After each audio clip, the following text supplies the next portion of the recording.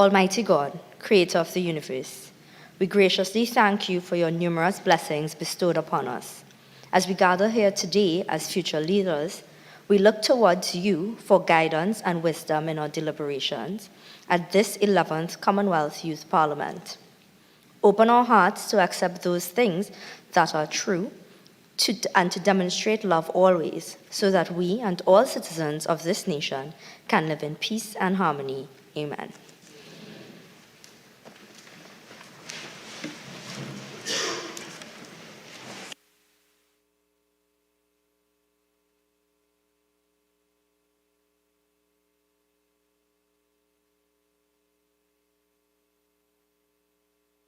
Public Business, Government Business, Bill second reading.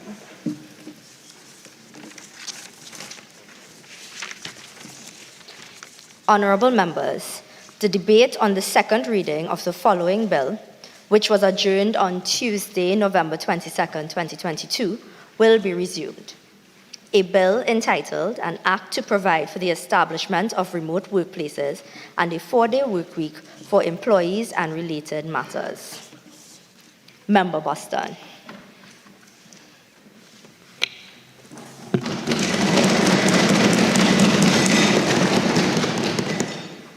Thank you for acknowledging me, Madam Speaker. I'd like to say good afternoon to the members of my party, the National Labour Party, and to the honourable members of the government. Good afternoon. We've spoken with great vigour and much discussion and candour yesterday on the amendments to this bill that's been brought before the House. And something struck me from what the honourable member from the government said yesterday. This is Parliament. It is about speaking, it's about communicating, sharing ideas and getting opinions together, so what we form is something that's foundational for our nation to thrive on. But how is it when we, the opposition, ask to speak, the government never gives way? How can we speak if you don't allow us?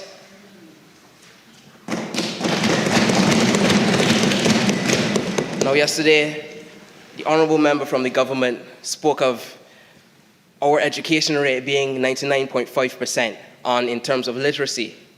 But understanding the way education works and the amount of work it takes for our teachers to put in for such a level of success, you can't have 99.5% reading rates in just 3 years. It had to come from somewhere, and I'm happy to say that it's due to the diligence and the perseverance of the National Labour Party that we have achieved such results.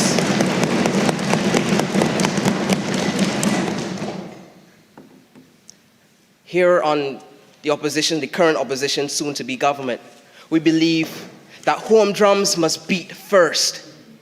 How is it that a government has taken sources and from all over the world, but yet in relation to this topic, they've only done a poll to ask our people what they think about? How is this bill in its current form not backhanded? When should the tribunal of industry go forward and be established, and any employer or employee hasn't felt themselves fit to be able to work from home, they can be slapped at the back of their hand with a $200,000 fine? How is that not compelling employers to take a certain position? Now, we understand that the government has done a lot of work to try to improve what they can over the past 3 years. I'm not discrediting that. But I think we need to take a look at the fact that they're happening to be in this position has a lot to do with the global climate that we currently live in. And for them to just take complete confidence in their progress without looking at the fact that, let's say over the past 3 years we've been dealing with COVID and hence the rise of unemployment. And then after everything began to open back up, persons were able to become employed again and as businesses moved. We can look at the fact that because of their finding of gas, the amount of money that they have been able to put into their programs has gone up exponentially. While we were in government for 15 years, We didn't just look at the persons from the island of Shakonia and the island of Kyrie. We looked at everyone, and we left no island behind. When we went to the mestizo population, and we spoke to them, and they said, can we entrust you with our future? We said, sí se puede. Yes, we can. When we went to the Indian population, and they asked us the same questions, we came to them in peace. We said, namaste. When we came to the African communities and the African descendants within our islands, we told them, wagwan. And we could speak to them on their level, and they trusted us for 15 years. When we, as the members of the former government and our opposition, spoke with our people, and they entrusted us with the handling of our international affairs, we had a balanced approach. In the great words of Earl Walton Barrow, another CARICOM member, we decided to be friends of all, but satellites of none. And so our international correspondence and the way we helped each other within this community that we have here in the Caribbean region and abroad was balanced, it was fair. We did not neglect anything. It's because we were so well trusted, we were able to gain foreign direct investment. Should this bill go forward, the hard work that we have put in for 15 years can be undermined because of how one-sided it is and how unfair it is to all involved.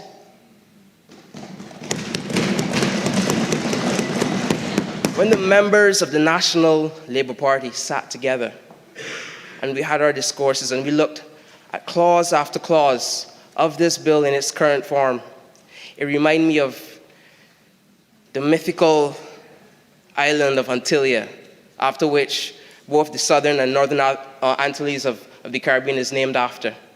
Antigua, according to Portuguese folklore and mythology, is an island that is so magical because it is utopia. 7 cities on this island have somehow managed to work together in unity, and they're just separated themselves from all the woes of a contemporary political and economic situation. They are perfect, and just like the island of Antigua, this bill is based in imagination and very little. But if the government is willing to dream of a place where all the challenges and all the problems of our nation's citizens are fixed, we here in the National Labour Party are willing to dream right alongside you. If you are willing to dream of a place where all the concerns and everything that has bogged our people down has been fixed somehow, we are here to dream alongside you, and so we support the essence of what this bill calls for. Moving our people into the future and ensuring that the pathways for exponential development and growth is there, but in this current form, it cannot be done.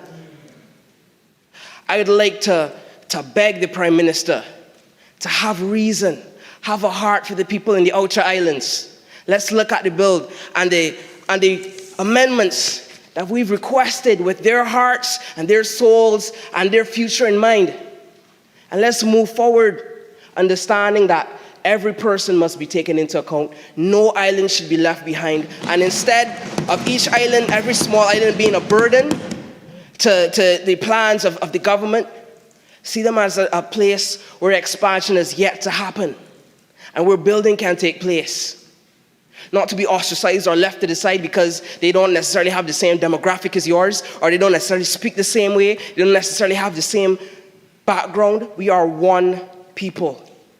And just like on the island of Antigua, all 5 of our islands can coexist and look beyond the divisions of time, the divisions of race and class, and work together to implement and maintain the sovereignty of what we've built for generations and generations. Let's not forget our fisher folk. Let's not forget the people who've toiled in the fields so that we can have food not only for our islands, but to export as well. I've heard the ministry for the minister. Member, you have 1 more minute of speaking time. Thank you, Madam Speaker. I've heard the minister from the opposition speak so passionately about how this could possibly divide us, but let's work together. Where the Minister of Technological Affairs have spoken about implementing technologies for tourism. Why not look at the agricultural sector as well? Why not implement certain strategies so that persons within the farming communities can better predict the way that weather patterns can form and how our crops can best be used for the best push forward for the world market? Let's look at this bill and let's look at the essence of what we're trying to do here. Let's look at the people, all of the people. Let's put the differences aside, and as we've put the amendments forward, as is our duty as persons in the opposition, I ask you to kindly listen. We've called you upon many of the different points of order because we have been in government for 15 years. We understand the Constitution. We understand how it works. So if we call you upon it, it's so that you can rise as well, because our people deserve the very best. So every point of order isn't something that we just salivate over. Your speaking time. Thank you, Madam Speaker. Thank you very much. Deputy Minister of Digital Transformation. Madam Speaker, let me just start off by saying that the government must be speaking a different language that the opposition does not understand. It might be necessary for this honorable House to employ a translator, Madam Speaker. How many times are we going to be answering the same questions over and over again? The opposition say that remote work decreases productivity.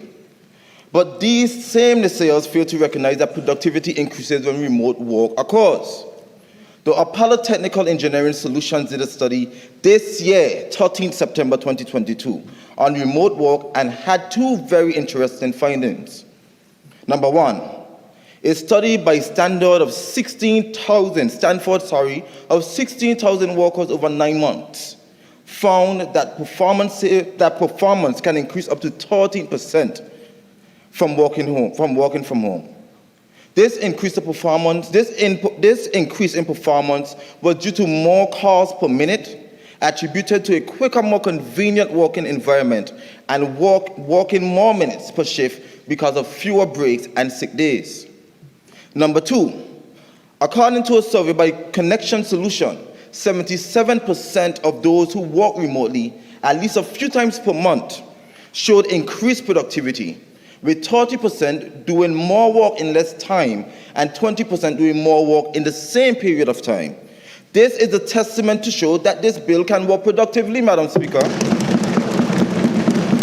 Madam Speaker, if the COVID-19 pandemic has taught us anything, it has taught us that the physical distance should not hinder us from continuing to work. If that had been the case, then our global economies would have shut down during this pandemic, Madam Speaker. But they didn't. In fact, they became more productive in some instances. Madam Speaker, this was the case in Kyrie and Shakonia as well, where businesses were forced to adapt and remote hybrid work proved to give our economy the breathing space they desperately needed to pull through in the hardest of times. Given that remote work worked during the pandemic, why shouldn't it work in normal times? Critics of this bill state that the internet penetration in rural areas and the smaller islands is considerably low. And this is something that we acknowledge, Madam Speaker, which is why this government has started to invest in internet infrastructure as well as remote working hubs with fast, stable, and secure internet connection in rural areas and the smaller islands. And also, we are recommending that this House also engages in legislation which guarantees internet access as a human right, a concept that is being pushed on the United Nations level and in the European Union, Madam Speaker, amongst other things, and would very much help us in guaranteeing connectivity for all, Madam Speaker. Madam Speaker, we must also be honest in stating that remote work and the implementation of a 4-day work week will allow our transport infrastructure to breathe and reduce emissions. When people don't have to commute, emission will subsequently decrease, as happened during the pandemic. And this is something that will also aid us in reducing our carbon footprint. So will the prevalence of a 4-day working week, given that workers will commute 20% less every week, On the other hand, we must also be rational and practical, Madam Speaker, when granting remote work. So, for example, you can't have manual laborers applying to work remotely when the nature of the job makes it impossible for them to work remotely, Madam Speaker. In such cases, it is more than evident that the Industrial Relations Commission will reject the appeal, Madam Speaker. Through this bill, we will also provide an opportunity for citizens to gain employment in our country. I'm sure that everyone in this room has met someone who has moved abroad because of the challenges we faced in Cairo and Shikonia. Madam Speaker, just yesterday I met a young man who studied cybersecurity but has been desperately seeking a job for 6 years. Madam Speaker, this brought tears to my eyes, knowing that we have capable young people here in Cairo and Shikonia with employable 24th century skills who have been unable to find work. This bill through remote working is an opportunity for digital transformation. Madam Speaker, I am sure that there are other young people in this position, who will now be able to support businesses with digitization, Madam Speaker. Accordingly, we will also end the brain drain plaguing this country, thereby becoming a country that people want to stay in rather than move out of, Madam Speaker. And Madam Speaker, for a long time, we've been a country that produces intellectual capital for other countries to make use of. It is time that we put the skills of our own people to work. That is what our government does. We put the people of Cairo and Shikonia first all the time, Madam Speaker. The National Labour Party neglected to do this when they were in power. But we are not the National... Member, you have 2 more minutes of speaking time. But we are not the National Labour Party. We are much better than that, Madam Speaker. This country is much better than that. Madam Speaker, where there is no vision, the people perish. 15 years, Madam Speaker.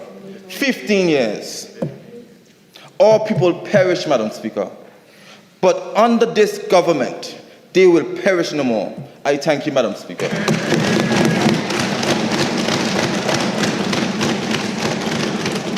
Member Hodge.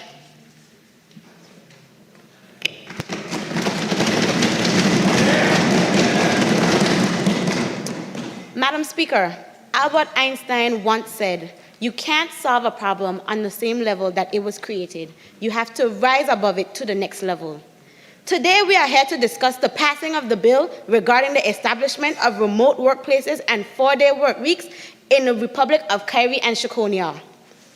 With the implementation of this remote work bill, the intention is to promote digitalization of work processes among contract workers, civil servants, as stated in Clause 4, Section E of this bill.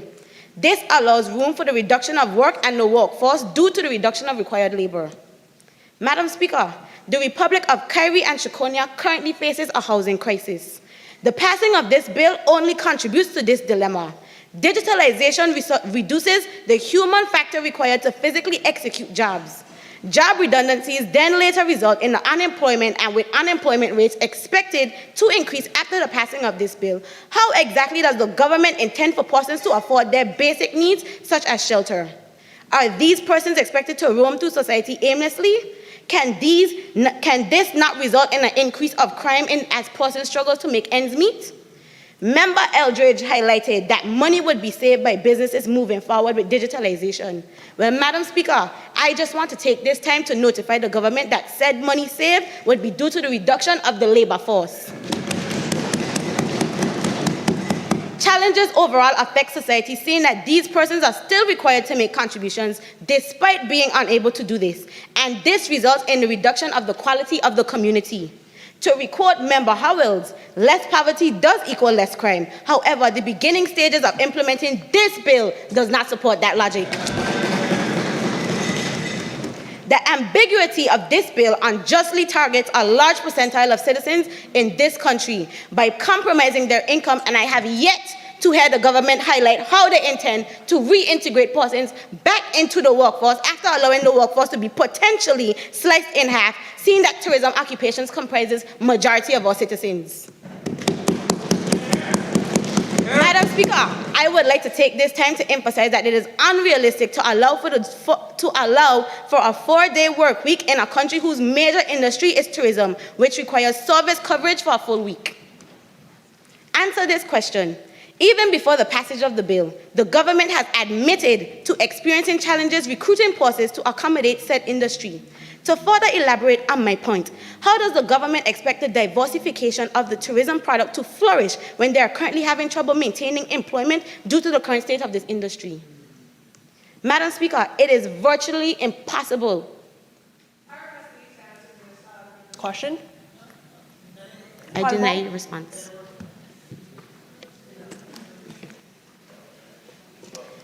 Proceed. Madam Speaker, it is virtually impossible to bartend remotely. It is virtually impossible to serve food remotely.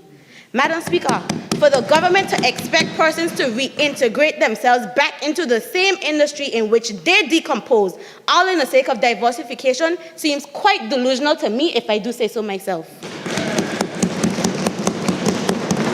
The Minister of Labour themselves highlighted that the economy was in collapse prior to the election of the current government. However, given the passing of this bill in its current state, the economy has the opportunity to recess into a collapse as the government struggles to employ persons in customer service. In other words, there has been a shift in the economy which contains negative impacts caused by this government, and it appears as though this government refuses to acknowledge the shift that they caused in this economy based off of diversification. Madam Speaker, remote worker... Point of order, section 29(5). No member shall impute improper motive to any member of either house. Would just like to clarify the member's accusation. Oh, no member. You can state your point, or you have to state your point of order, and then the chair gives a ruling. There's no explanation on the point of order. And with regards to the imputation, I overrule. Member, proceed. Madam Speaker, remote workers require access to business applications such as VPNs and proper authentication services. Employees need to be able to communicate efficiently to work remotely. How does the government of the Republic of Kerry and Shikonia expect remote workers on the outer islands to function when they currently cannot provide proper telecommunication services, and these people, additionally on all 5 islands, experience major power outages? The government is well aware of this challenge. However, Madam Speaker, it appears as though the government is out of touch and being unrealistic as it pertains to the current condition of this country. These challenges require solutions and should receive attention prior to the discussion of a bill of this impact. As a response to the COVID-19 pandemic, to mitigate the strain of the ferry transportation, the government is proposing that this bill be the first step to solving that challenge by allowing smaller island residents to work remotely to reduce the amount of persons who have to commute daily. However, if it is the intention of the government to diversify the tourism industry, the inter-island ferry would still feel strained. Diversification calls for expansion, which leads to more traction, and then we're back to square one with the same issue. Madam Speaker, if the current ferry system cannot accommodate its own people, how would it be able to accommodate and maintain... Member, you have 2 more minutes of speaking time. Thank you, Madam Speaker. How would it be able to accommodate and maintain an increase in visitors expected to traverse through our islands? It is evident that the ferry would still be heavily impacted based on the expectancy of an influx of travelers. Is this the message that the government would like to send to its people? That they would prefer you work at home, knowing that they have not provided you with suitable conditions to do so, just because the ferry was, quote unquote, crowded by its own people and supposedly, quote unquote, had no availability for sailing visitors? Is this government trying to create the image that their own people do not deserve quality but foreigners do? Madam Speaker, evolution and change is inevitable. As time progresses, it is expected that we will all find new ways to adapt to life. However, we need to be mindful that the quote-unquote solutions brought forward are dividing our problems instead of multiplying our need for solutions. Therefore, as you can imagine, there is no value added, Madam Speaker, and our jobs as parliamentarians of the Republic of Kyrie and Shakonia is to add values to our citizens' lives. Thank you, Madam Speaker. Deputy Minister of Labour.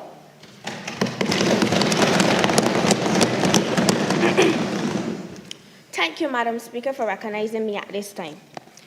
Madam Speaker, my initial thoughts were to come to this honorable chamber and discuss some of the outrageous things said by the government over the past few days. However, Madam Speaker,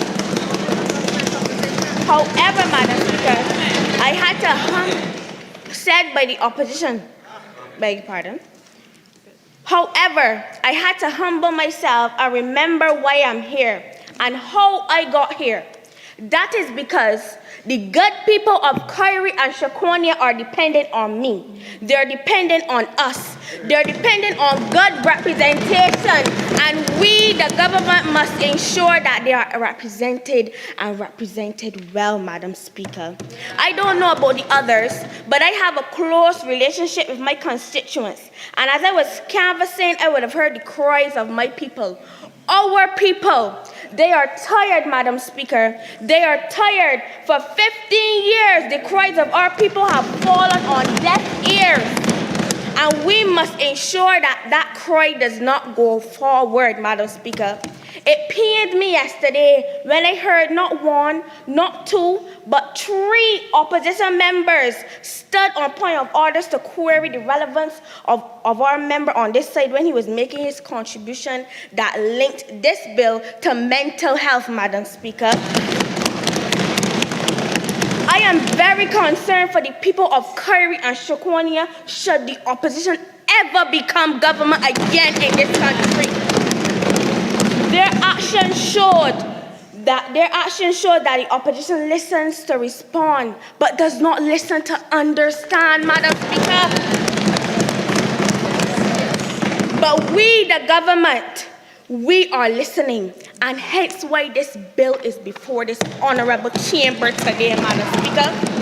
And don't even talk about the poll, because in everything that you do, there will be persons that are unsure about change. And that is okay. All we have to do is to educate them on the benefits of remote work and a 4-day week, Madam Speaker. But let's talk about it for a moment. Let's think about it. What about those pregnant women in our societies who have to travel long distances, Madam Speaker, and then when they get to work, have to go up and down the stairs in the workplace, which is extremely dangerous, by the way. Think about it. If a pregnant woman falls or injures herself and hurts the baby, can you think about how that will haunt her for the rest of her life? Think about people with health conditions that have to wear pacemakers, Madam Speaker. Think about people who have to care for children and elderly persons. For example, my grandmother, she had dementia, Madam Speaker, and I can tell you how that impacted our family members that had to work every day. What about disabled people in this country, people that have ADHD, that may not be able to function within a work setting but have the capabilities to perform their tasks? What about people with anxiety that may not be able to function in a work setting but that does not speak to their capabilities of working and making a living for themselves, Madam Speaker? Persons in our communities who are unable to function in a workplace setting, are they supposed to suffer and not make a living?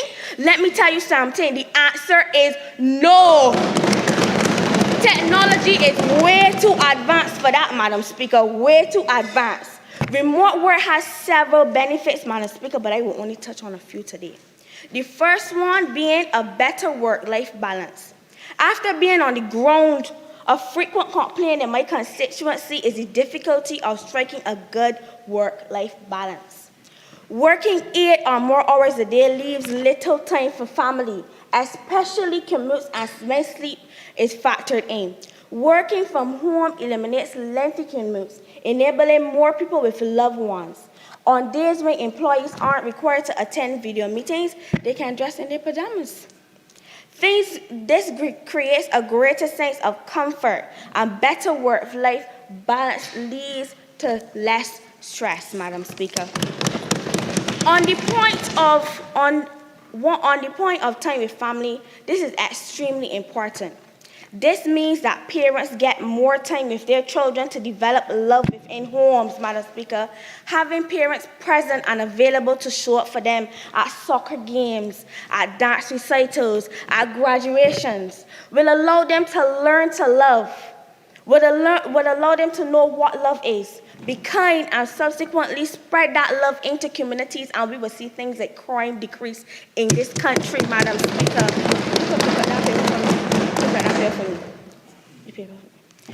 Point 2, timeliness. When working from home, many of the factors that cause tardiness are reduced or removed. Eliminated factors include oversleeping, being stuck in traffic, waiting in long lines at our drive-thru just to get some breakfast and make it on to work on time. But if you have the opportunity to roll out of bed and start working, that's a huge time saver, Madam Speaker. The third point is allowing remote work can allow businesses to retain employees. And when remote workers don't feel micromanaged and believe their employer trusts them. Minister, you have 2 more minutes of speaking time. I have to cut my presentation short in this honorable house. But remote work and a 4-day weekend is nothing new to the world, Madam Speaker. Places like Argentina, Anguilla, Chile, Brazil, Colombia, and Barbados. Barbados actually has a program called the Welcome Stamp. And this remote work program establishes a visa to allow persons to work remotely in Barbados. The rest of this shows that the rest of the world is advancing.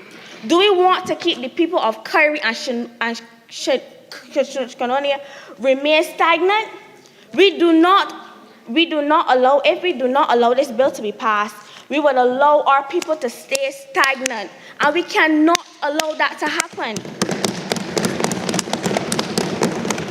So I encourage you, everyone, to put their political views aside and listen to the cries of our people. Listen to the cries of our people. If it is one thing that I know and one thing that I have learned is that when people unite, and in this case it will be the government and the opposition, it will cause change and positive change. So, Madam Speaker, I support this bill, and I hope that it is passed today. Madam Speaker, I'm obliged to you.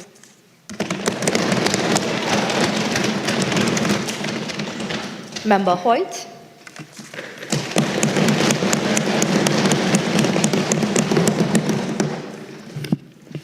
Before I begin, I ask the government, if they care so much about people with disabilities, why have they dragged their feet on ensuring international protections for disabled people and instead put out this weak bill?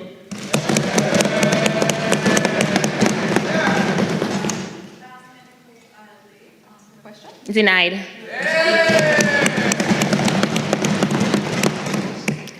Madam Speaker, I would like to start by reiterating to the government that we, the opposition, are not against the principle or concept of remote work, but we are simply highlighting all of the reasons why we cannot support this bill as it is.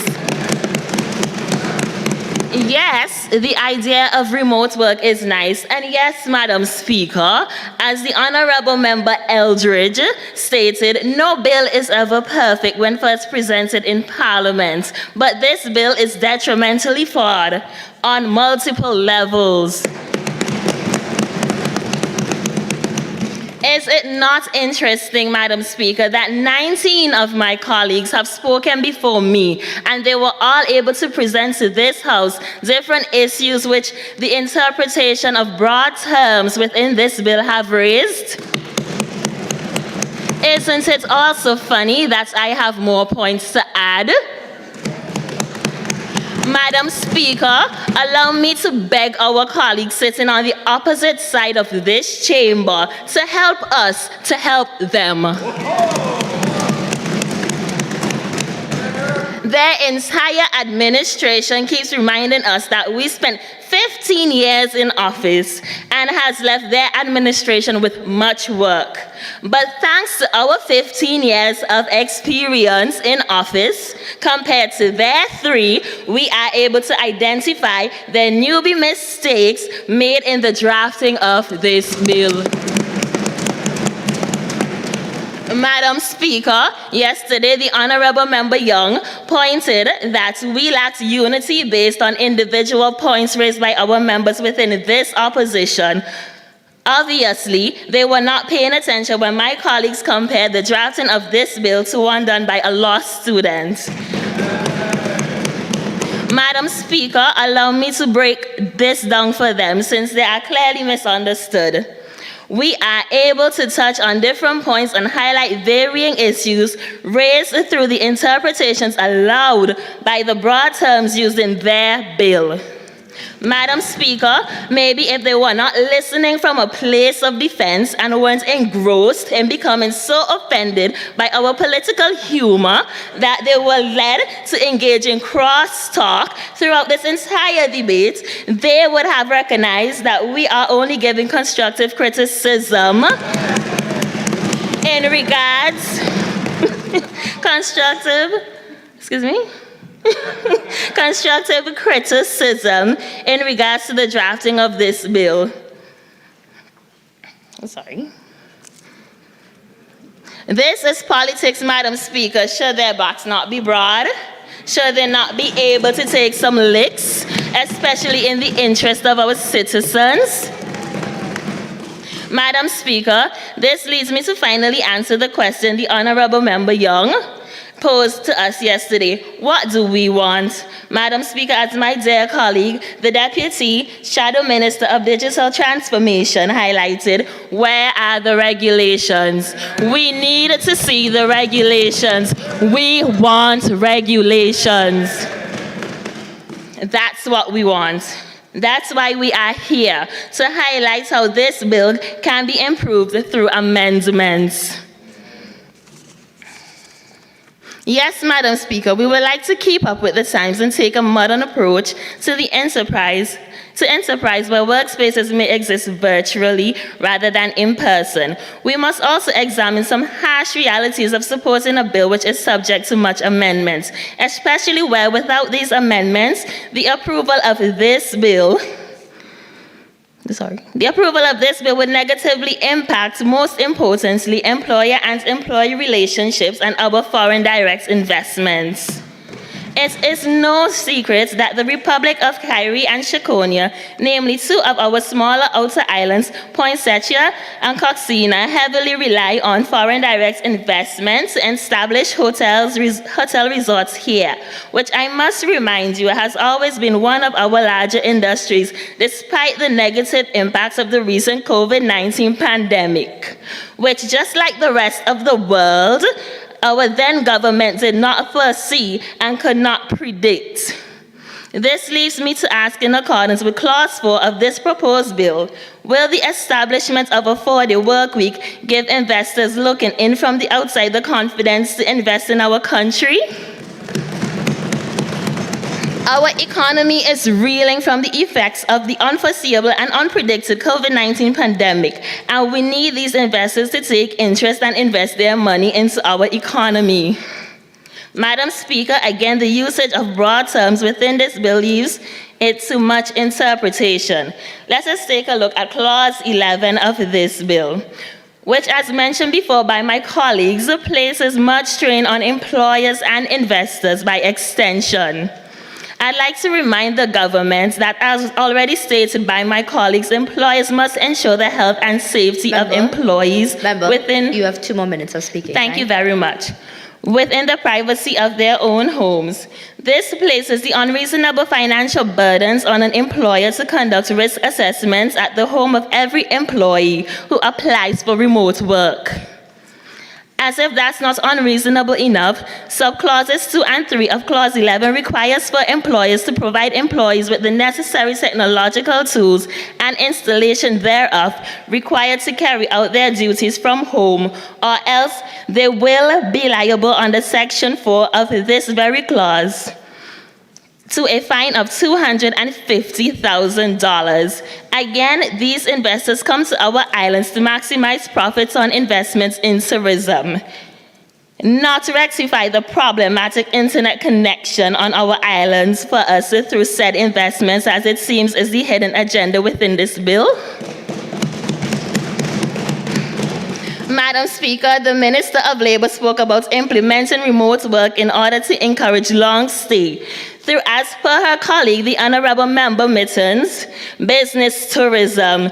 Member Speaker, I assure you that we are not the only country looking into remote work as an alternative, as it speaks to the rebuilding of our tourism industry by encouraging long stay through business tourism. Let me highlight why this is problematic by visiting Clause 10, subsection E in this case. The distance of an employee's residence from the employer's place of business should not hinder an employee to be granted remote work by their employer. Madam Speaker, another broad term left up to the interpretation of whomsoever is reading it. Let me once again ask, where are the regulations? In this clause, stating that, for example, should an employee sign up for Montserrat's remote work stamp. Member, your speaking time is up. Thank you. Thank you, Madam Speaker.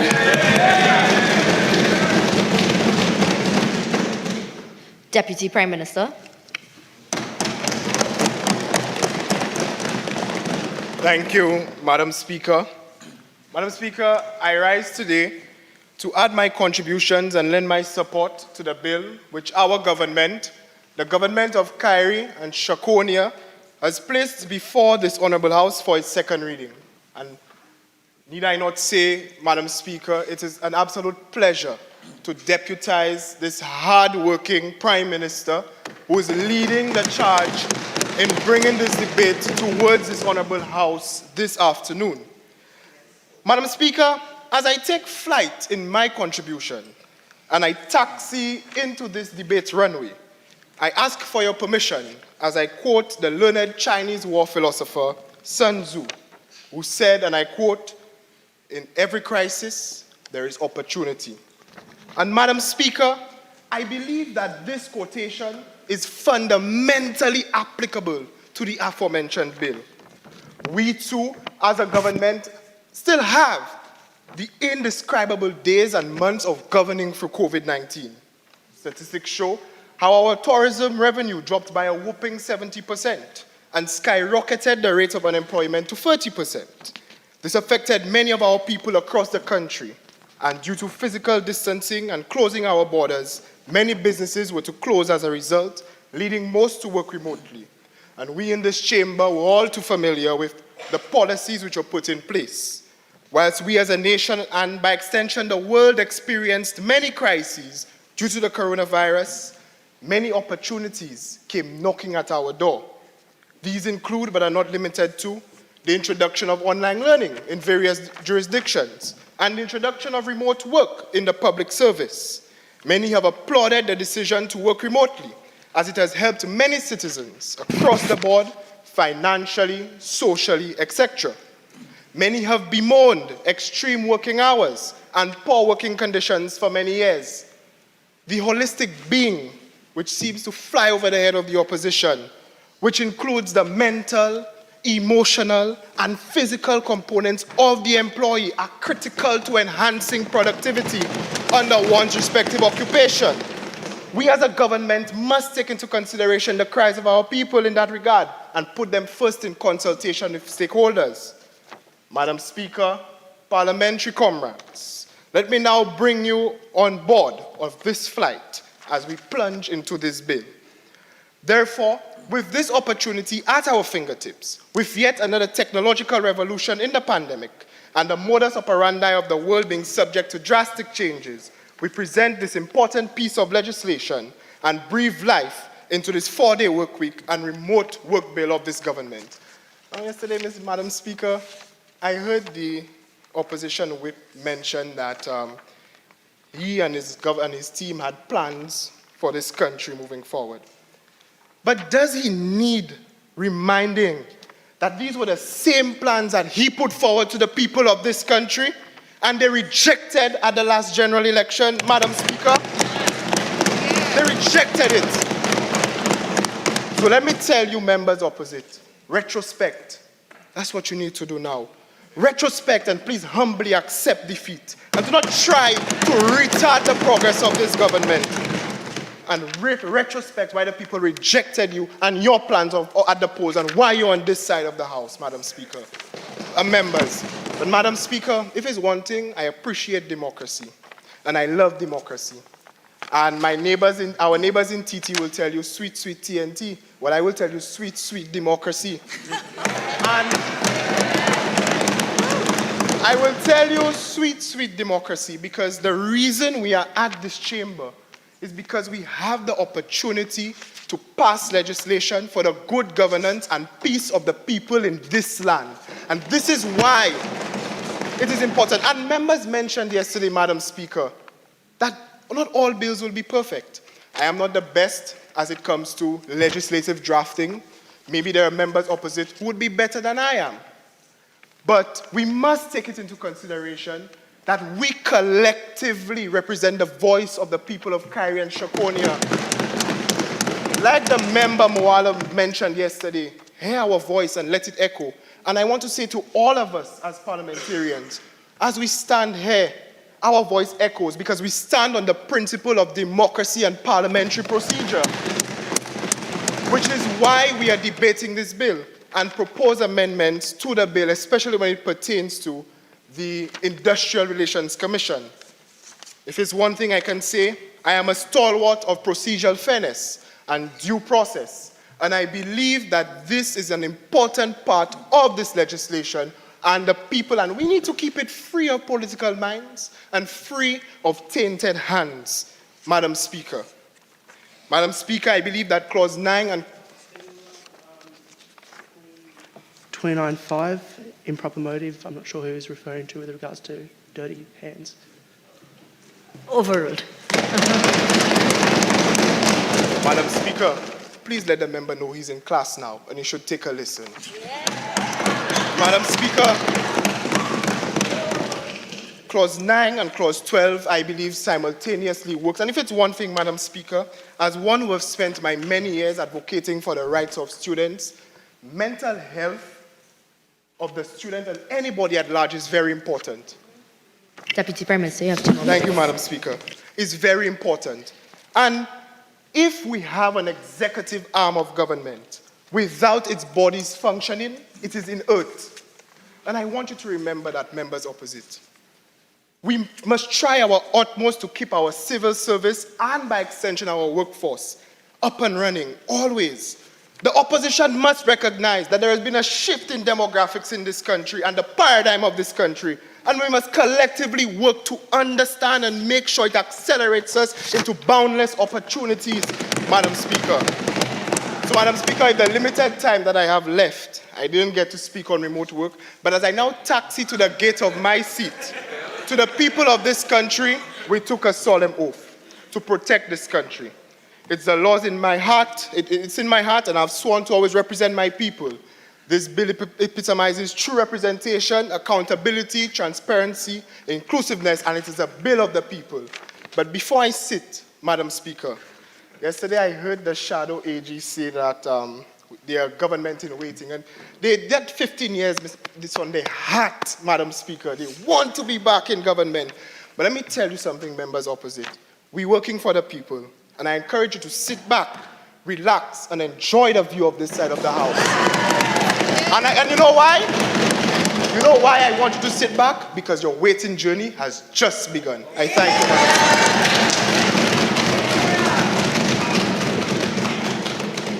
you. Deputy Government Whip.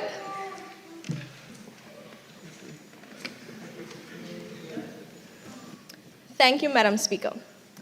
Madam Speaker, I would like to open my debate by lending my voice in support of this bill, the Remote Work Bill, which has been presented by my government. Madam Speaker, you would have heard several speakers from this side articulate various reasons why this bill should be passed in the House today, and I will attempt to provide yet another reason why the opposition should lend their support in this bill. The benefits of passing this bill are countless, and like the speakers before me, I would like to reiterate the fact that this government is a progressive government geared towards producing global citizens. Today, I will look at this bill from a health standpoint.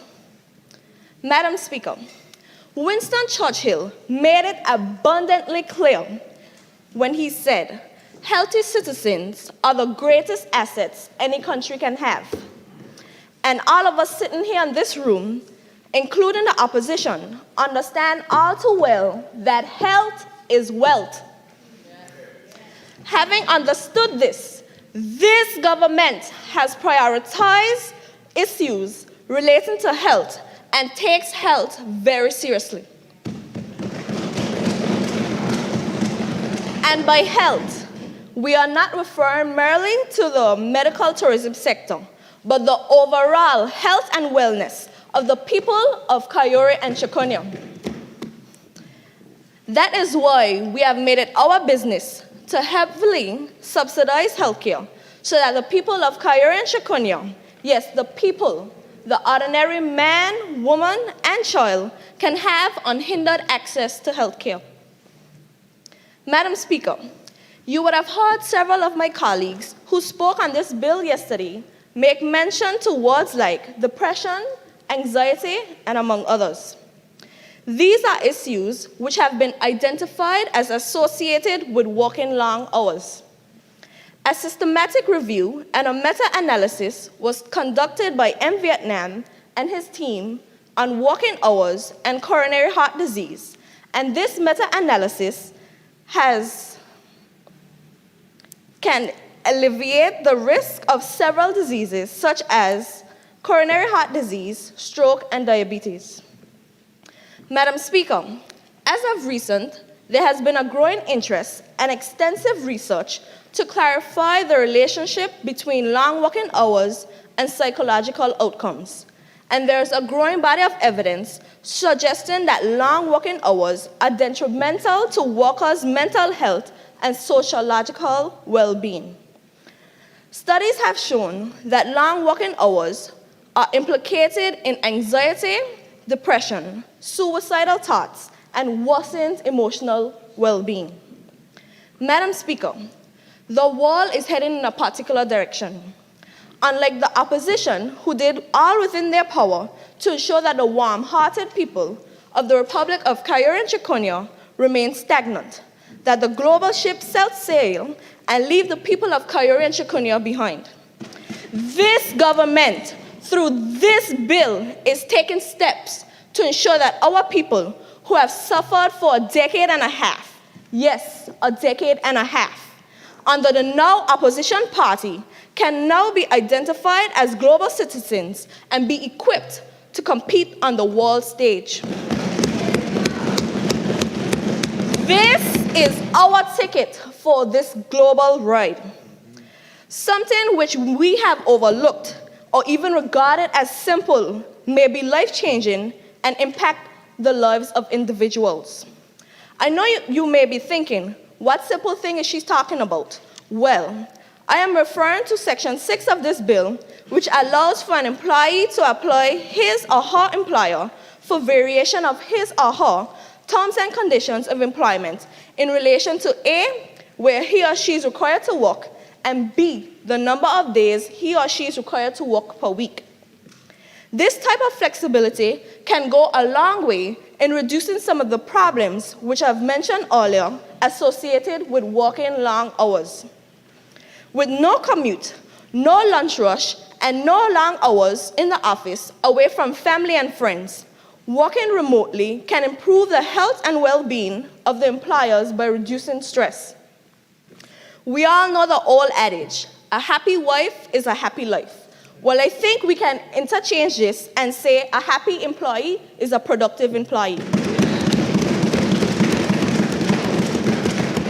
I have heard the opposition mention through several of their speakers that this bill is discriminatory against the employers and that it requires employers to do things which were not required of them before, and so on. The bill makes it categorically clear on the grounds on which the employer may refuse the application to work remotely. The opposition has even gone further to try and label us as a government, which is an anti-employer. And I had to stop in my track and think for a moment whether the opposition is actually thinking before they speak, or that they take the time to scrutinize us and what is happening in the Republic of Coyote and Shakunya. It is this government which was made bold and decisive. Deputy Whip, you have 2 more minutes of speaking time. Thank you, Madam Speaker. It is this government which was bold, decisive, and innovative in the face of adversity. And I speak in the COVID pandemic and ensure that the economy did not collapse and that we are in the position today to still speak about small and medium businesses. We ensure that their very survival through our deliberate efforts and actions, and the opposition has the audacity to try and portray us as not caring for the employer. But I am not surprised, Madam Speaker. This is the character that the current opposition and is in the reason why they are rejected at the polls by the people of Coyote and Shakunya. In conclusion, Madam Speaker, I want to remind the opposition that not because they are referred to as the opposition that they need to oppose everything. The bill allows for them, as well as their family and friends, to become a step closer to compete on the global stage. And I urge the persons in the opposition to throw their support behind the bill, so not them or us or some of us, but to the people of the Republic of Coyote and Shakunya can make these advancements towards the digital transformation and attaining the title of global citizens. Thank you, Madam Speaker. Member Afridi.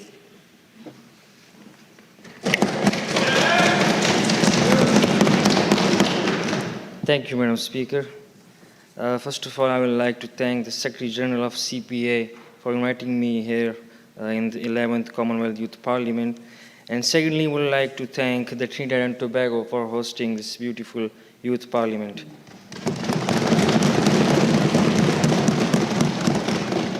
Madam Speaker, remote work is a growing practice in many parts of the world. Knowledge workers are demanding more flexibility to conduct their work from location that best suits their needs. But these advantages advertised by remote work are not fair and equitable to all. A research has shown that many employees remain without reliable internet coverage, and this is the reason I have to oppose this bill. Inadequate access to the internet, in my opinion, is one of the primary obstacles to working remotely. Employees need better internet connectivity to have equal opportunities to participate in today's digital economy. Madam Speaker, several employees, even in areas where the infrastructure had not been flagged, suffer productivity issues at one time or another. A fast and reliable internet connection is crucial to run a business effectively. An unreliable, slow, or lagging internet can take a toll on employees' productivity and hamper the business growth. If an employee is frequently struggling with the interrupted network, data outage, or bad internet connection, ultimately his work or achievements are affected. Simply, the speed of internet defines the speed of business.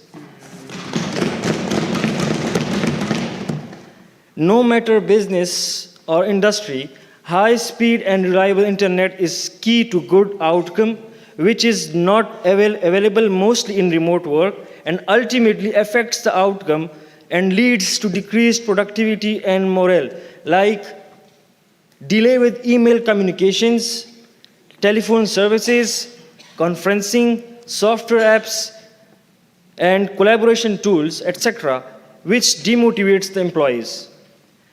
Madam Speaker, remote work has been limited in countries where there is limited to no capacity for the speed required to host regular video chats or to work from home without disruption. In 2020, according to a research, 20% of the households had no access to the internet, and in low-income areas, that number rose to 30 to 40% of the household. Without internet connection at home, these individuals do not have chance to find work opportunities at companies that offer remote work. So, Madam Speaker, bridging the gap is critical to a country's GDP and to supporting healthy economic activity around the island and the world. I would like to pay your attention to the clause 10, subsection 3E. Is this clause stating that, for example, should an employee sign up for Montserrat's remote worker stamp program, which allows anyone within a certain salary scale to work remotely from Montserrat, that an employer here in the Republic of Kyari and Shikonia absorb the costs for setting up that employee with the technology, they all need to work from Montserrat for a year, since the distance of employees' residence from the employer's place of business should not hinder their grant to remove work. Moreover, I could be reading my next speech from a possible from a poolside in Barbados to at our next sitting with my camera on a device funded by the country for which I serve as a member of the opposition. If this bill is passed, which is such a broad clause, Madam Speaker, can this not potentially lead to the loss of revenue from foreign investors and employment for our citizens? And for such, I do not think that I need to expound on what this means for economy. Madam Speaker, another nonsensical decision by the government, and soon the population will make the good decision to put us back into office.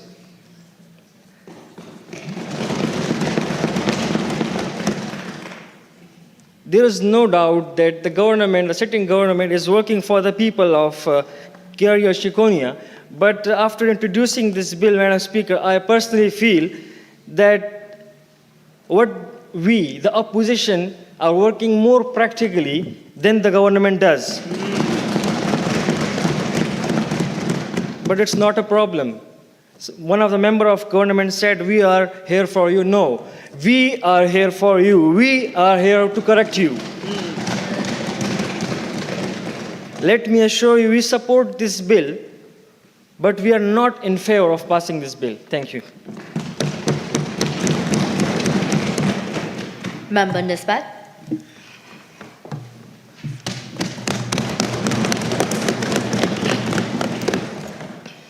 Madam Speaker, I rise today to address the House on a bill shortly entitled the Remote Workplace Bill 2022. I believe we are engaged in a debate on a seminal piece of legislation, and so I rise to give my support to this bill, cognizant that we do so just 3 years short since we were all forced into a jurisdiction that did not have the proper legislative framework to protect the rights of remote workers. Given that our labor laws do not specifically address the gap in the legislation, what we are implementing today in the Republic of Kyari and Shikonia is truly innovative and for the most part unprecedented, especially where the Caribbean community is concerned. Our public was not spared the ravages of COVID-19, just like other countries globally, and we too had to witness the implementation of remote work through a system of chaos, simply because we did not have the universal guidelines on how remote working should work. Although some may agree that work still went on by some stroke of luck and government functions and industry continued for all our benefit. However, this bill intends to bring some order to this entropic phenomenon. I genuinely believe so. Madam Speaker, when the bill is read and taken in its entirety, I see no major issues with it that would warrant me not voting in favor of the bill at the end of today's proceedings. Anecdotally, I am sure we are all aware that citizens do not need to leave their homes for work to go on, and they definitely need not to leave their homes for productivity to be maintained. We have seen the reports year after year, warning us that the inter-island ferry system is heavily overburdened, with commuters coming into Kyrie and Chaconia from Ile-aux-Fleurs, Coccinia, and Pointe-Setia. I can see a multiplicity of issues arising from that bottleneck. One, there are tired and frustrated workers coming into the office after long, choppy journeys over the seas. Two, much of the spaces on our ferry and our highways are occupied by people most likely coming into the offices of Irie and St. Christopher with high levels of stress and frustration. Three, there is a great reliance on the ferry system, which may cause disruption in work if the ferry system goes offline for maintenance. In fact, Andrew Campbell, conducting research with a group at the Dartmouth University on how commute affects your work productivity, said quite bluntly, your commute affects your day. The reviewing article by Alexandru Micu went on to state that stress, anxiety, and frustration felt by individuals during their commute can reduce their work efficiency at work, increase levels of counterproductive work behavior, and lower their engagement with organizational citizenship behavior. Madam Speaker, I am sure with our very short commute here to the House today, we are all very tired. Imagine thousands of workers coming into Kyrie and Chaconia who sail from island to island just to work. Madam Speaker, it is clear that daily commutes to work may in fact decrease employee productivity as it sets the tone for an employee's workday. Then, Madam Speaker, there will definitely be those who will take what I just said and try to rebut it by saying that workers staying away from the physical office will decrease the overall productivity of the sectors targeted in this bill. Madam Speaker, in 2015, long before COVID-19, the governor of the Central Bank of Barbados recognized that in-person productivity was already at unsatisfactory levels. Dr. Delisle Worrell of Barbados then said, and I quote, "Barbados had not made commensurate progress in terms of labor productivity. We have seen issues in output for each unit of labor in the past decade, but they have only been sufficient to enable us to maintain our standing in the late 40s to early 50s. I ask the honourable member to give way. To the early 50s in the competitive ranking. In today's world, you cannot prosper by standing still. Faster growth in the productivity of our labour force is necessary if we are to further improve our relations' relative competitiveness," end quote. This productivity problem is replicated throughout the Commonwealth Caribbean and beyond, and the popular cultural reference, "don't knock it until you try it," comes to mind when we think about those who are trying to oppose this bill. This bill before the House today, Madam Speaker, seeks to give us guidelines set out in law for a few things. One, the mechanics behind remote working. Two, the rights and responsibilities of workers seeking to work remotely. Three, the rights and responsibilities of employers who have remote workers or who are intending to have remote workers. Four, the establishment of a tribunal through the Industrial Rights Commission for dealing with conflicts arising from the rights and responsibilities of these workers and their employee where remote work is concerned. And finally, the establishment of a 4-day work week and the attendant checks and balances as are similar to those outlined for remote working. Madam Speaker, before I take my seat, I think it will be a good idea to focus specifically on the establishment of the Industrial Rights Commission. I applaud the formation of the Industrial Rights Commission because it seeks to give a fair opportunity to both employer and employee. The transition to remote working... Member, you have 2 more minutes of speaking time. The transition to remote working, or the 4-day work week, for that matter, will not be smooth for every stakeholder. And it is my belief that this tribunal will play a key role in facilitating the process. It is not often we see legislation being passed where all stakeholders are considered and given an equitable remedy and treatment. Which is why I believe that this bill deserves the support of every honourable member in this honourable House. May it please you, Madam Speaker.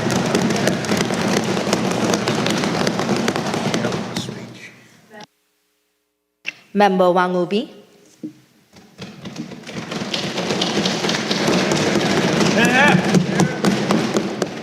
Thank you, Madam Speaker. I rise to speak as a member of Parliament for the great people of the Republic of Kairi and Chakonia. Madam Speaker, we all know that remote work became the new norm as COVID-19 came into force in 2020. It's very clear that even as the pandemic recedes, remote work will remain the norm for very many organizations. I'll not deny that there are benefits for remote working. However, I believe that there is need for amendments to be made to the bill before passing it. First, Madam Speaker, the bill has mainly focused on promoting the welfare of employees at the expense of the employers. It has placed so much emphasis on the rights of the employees as opposed to the employer. Therefore, the bill should ensure that there is a win-win situation for both the employer and the employee when it comes to working from home. Clause 8, subsection 1E of the bill states that the remote workplace agreement shall provide a condition for reimbursement to the employee for telecommunication expenses incurred. This might end up being very expensive for businesses in Kairi and Chakonia, especially for SMEs, small medium-term enterprises. The bill should therefore have a clause that standardizes the tools that any employer shall be required to offer or give employee to enable working from home. The bill also applies to employees in the civil service. So if you're asking employees to purchase their own electronic devices and then they are later reimbursed, how will we ensure the principle of procurement are achieved, especially when it comes to offering value for money for the citizens of Kairi and Chakonia?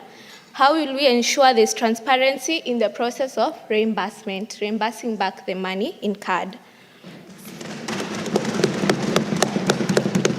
Secondly, Madam Speaker, I believe a code of conduct should be established in the bill that the employer will use when considering the request for remote working.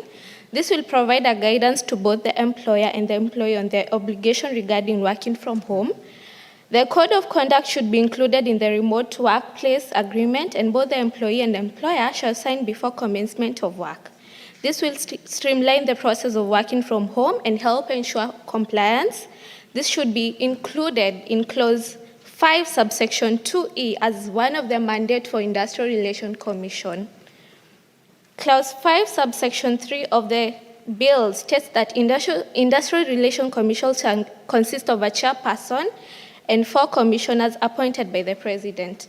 Madam Speaker, subsection 4 of the bill goes on to say that the chairperson shall be appointed on the advice of the minister. This clause therefore places so much power on the minister, and there is no clear statement on how the commissioners are picked. What stops the minister or even the president from appointing one of their friends? What stops a future leader of the government using this policy for political end? There is no protection for the future with this bill.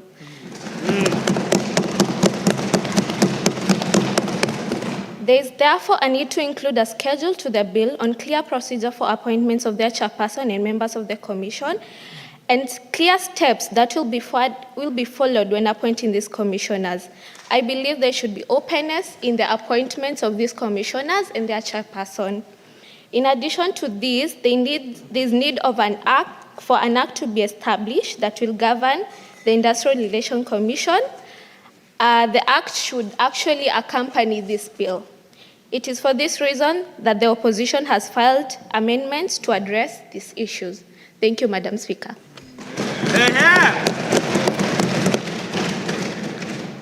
Member Reichert.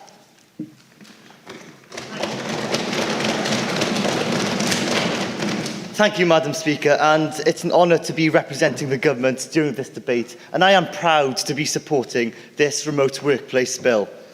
Now, just as we're emerging from a pandemic which forced us to completely rethink our way of life, not least in the world of work, this bill is a timely one which will drive not only economic innovation, but will also revitalise our citizens' lives. During the COVID-19 pandemic, we saw a huge shift towards remote working, with those who had worked particularly in the tourism industry, with many readjusting their work-life balance. During this time, productivity in the Caribbean for those working remotely rose by 46%, delivering a significant benefit to employers by increasing their output, in addition to allowing citizens to have a far healthier work-life balance in order to spend more time with their families.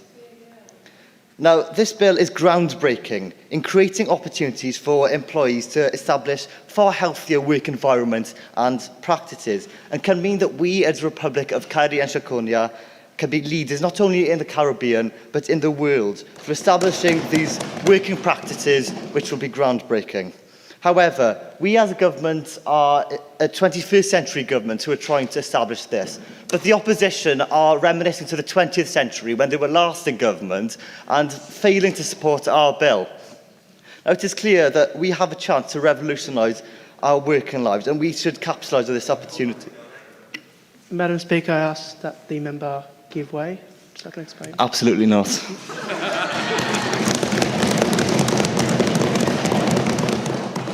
They want to deny our citizens a better working life balance, and they want to stifle economic growth. However, we are a proactive government, and we will deliver on this bill and improve the lives of the people who in fact voted this opposition out of government and this party into government. Of course, we've already seen the strength of some of our policies, for example, with education, sustaining a literacy rate of 99.5% as a direct result of us implementing free education right through from primary through to secondary education, in addition to granting scholarships, of course, for university students. And through this, it sets a solid base for the bill. A 4-day working week for teachers and lecturers alike will significantly enhance the education system through better balancing their work with their lives, which means better teaching quality and fundamentally better trained graduates. In the UK at the moment, university lecturers of the University and College Union are currently taking industrial action over 3 days due to long hours, heavy workload and unfair working conditions. We as a government are proactive in creating fair working conditions through this bill, so workers do not have to strike in the first place. Fundamentally, the 4-day working week will improve workers' lives through giving them a far healthier working arrangement, not least teachers who educate those who show the best of Caeri and Shakonia on the world stage. Lastly, allowing workers to work 4 days a week will boost our citizens' education further than traditional school-based learning. When the Welsh Government, for example, switched to remote working for its civil servants in March 2020, it made a brave choice to allow remote working across the board for all its civil servants, and still does to this day. Not only did it allow a better work-life balance, of course, for its civil servants, but the Welsh Government also actively encouraged its staff to learn Welsh in their newly found time. Now, of course, I don't expect many people from Caeri and Shakonia to be learning Welsh, but for the other languages of this great island, I'm sure that many citizens from the civil service can take this opportunity to learn Spanish and Crow, the other languages of these islands. Of course, learning these additional skills will complement the vast array of skills that we've already got in our STEM and arts graduates, which are as a result of our university scholarships by this government, and will significantly improve and sustain the 99.5 literacy rate that this government has sustained. Now, in conclusion, Madam Speaker, it is clear that the remote working bill will enhance our education here in Caeri and Shakonia. It provides a better work-life balance for educators and provides adult learning opportunities to citizens regardless of previous education. Whilst the opposition will look to the past, we will look to the future. Whilst the opposition support deepening inequalities, we will reduce these with remote work. Whilst the opposition, the so-called Labour Party, goes against the well-being of citizens, we will support our citizens with this bill. The citizens who voted the opposition out and voted our party into government. Thank you, Madam Speaker.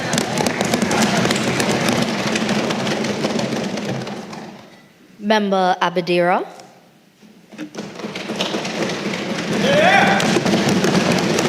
Good evening, everyone.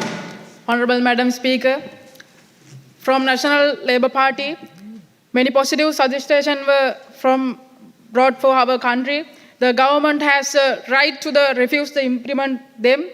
As a round response to reduce the transportation situation, the government is trying to allow more of the population to work from home. One of the challenges the population faces when it comes to working from home is low internet penetration on the small islands when the internet connection is available. The service is often unstable. In addition, there are frequent interruptions in the power supply. In all 5 islands, do I remind the government at this time how much inconvenience of our people living in small islands are facing due to the internet problems. Madam Speaker, the other issue is the power cut. The worker is the inconvenient from every angle.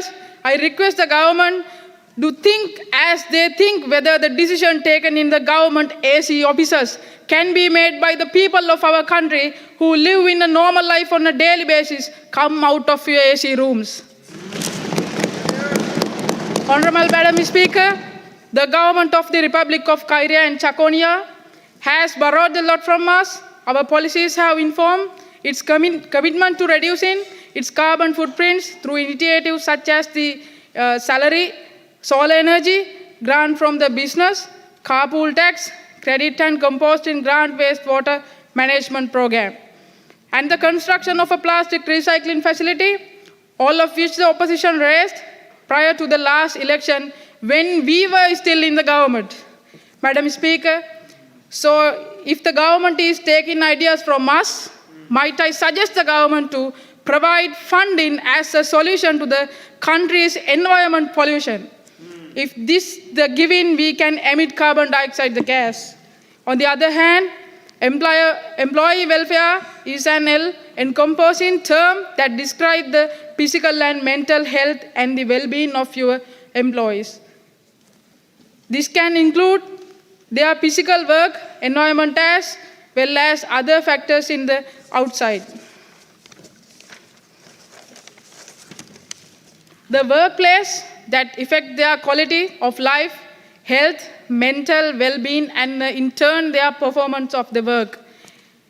Honorable Madam Speaker, employee welfare initiatives are designed to the look of the reducing absence from the work as a result of the illness or injury, as well as the encouraging and promoting healthier attitudes and the lifestyle which will have a positive effect on the every aspect of the employee life. We have created a more optimistic and strong government. The government side, we request listening to the views and the proposal of the opposition and create a wonderful Republic of Kyrenia and Chakonia. Thank you. Member Khan.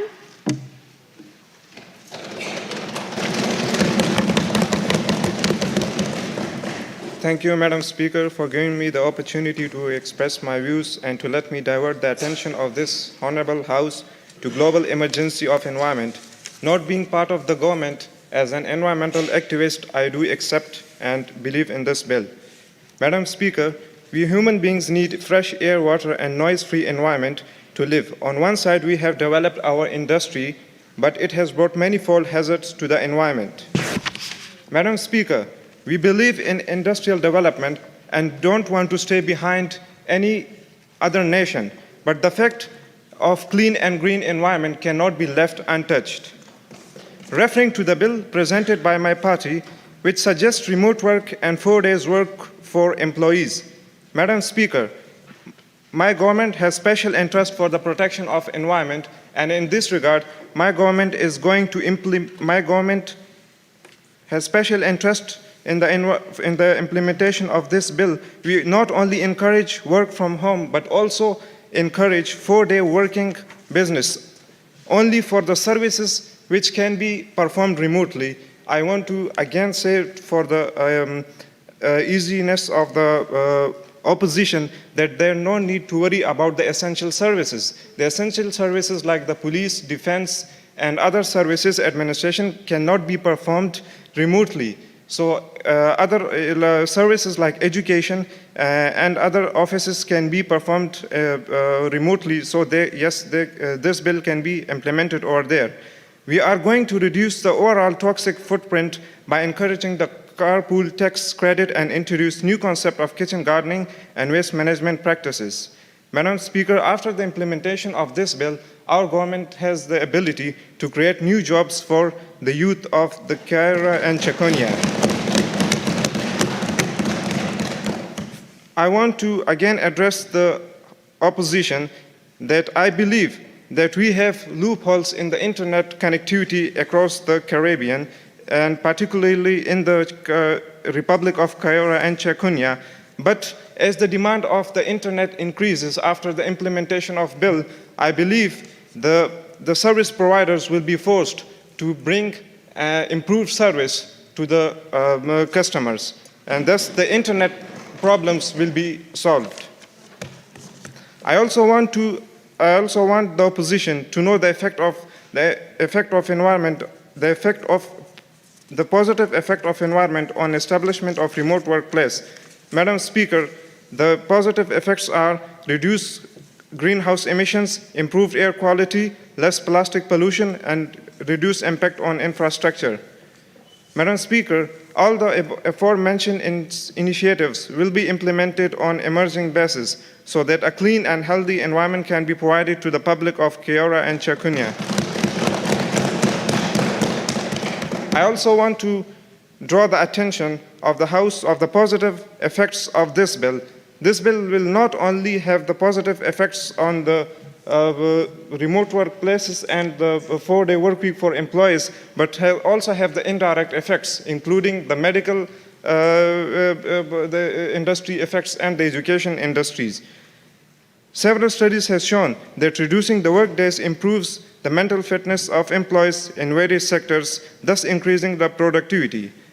And to increase the knowledge of my opposition members, after the implementation of 5G technology, many hospitals in the United States have started the concept of remote surgeries. They are performing the remote surgeries. It's in conceptual phase, but it's going to be implemented in near future.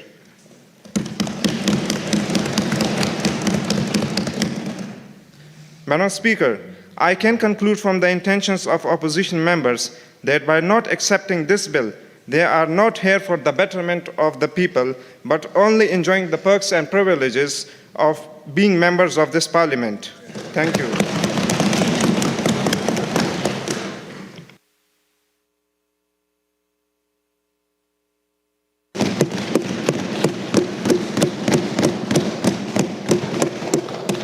Madam Speaker, it's my absolute pleasure to be addressing this House as the Prime Minister of the Great Republic of Kairi and Chakonia. I want to start off by thanking all the electorates that used their knowledge and the 99.5% literacy rate to elect a government that cares for them.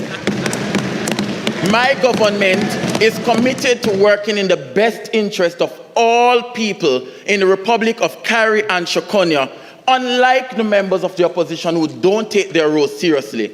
Must I remind you, this is not a theatre arts class. Madam Speaker, youthful exuberance and enthusiasm have been forming the core of the new political movement for some time, and that has seen us forming the government for the first time in 15 years. As such, the NPM will continue to operate in such a way that it shows our people that we care about them. They will see the direct benefit of any system that we put in place. Any bill that touches this floor is for the betterment of our people that we were elected to serve. The government remains resolute in our stance that the people's best interest must be considered.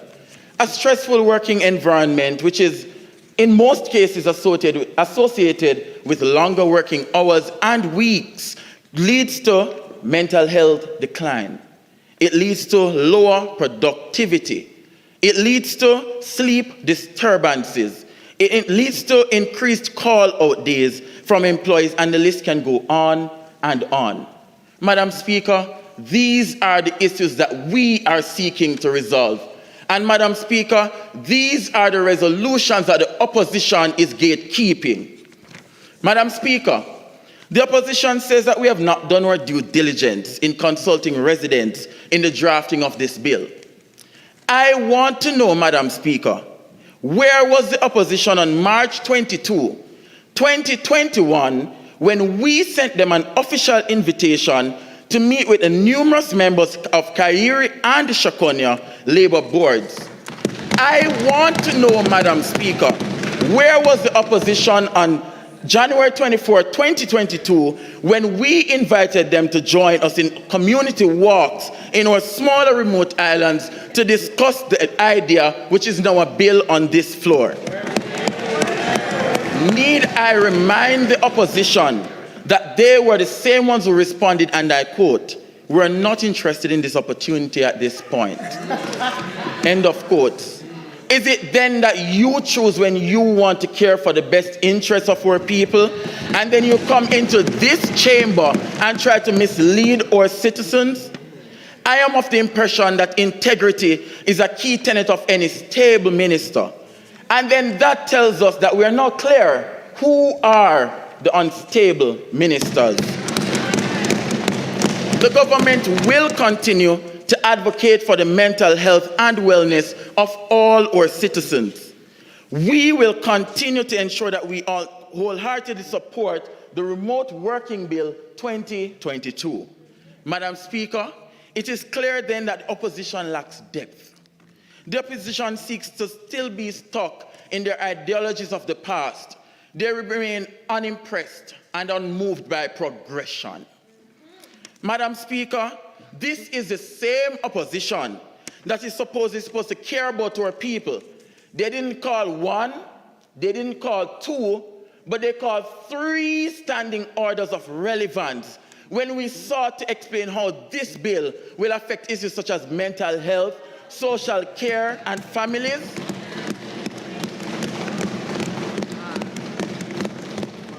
Is this the government in waiting? I then suggest you grab your coffee mugs, because this will be the longest wait in history.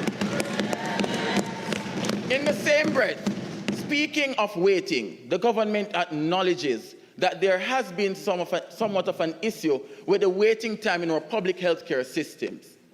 But though you're in opposition, we urge you to remain in contact and in touch with the happenings of this country. I mean, a suggestion is to turn on your televisions at 7 p.m. and watch the Kairi and Shakonia News Network. Madam Speaker, I rise on Standing Order 29.1. I fail to see the relevance of the members' contribution to the bill that's Overruled.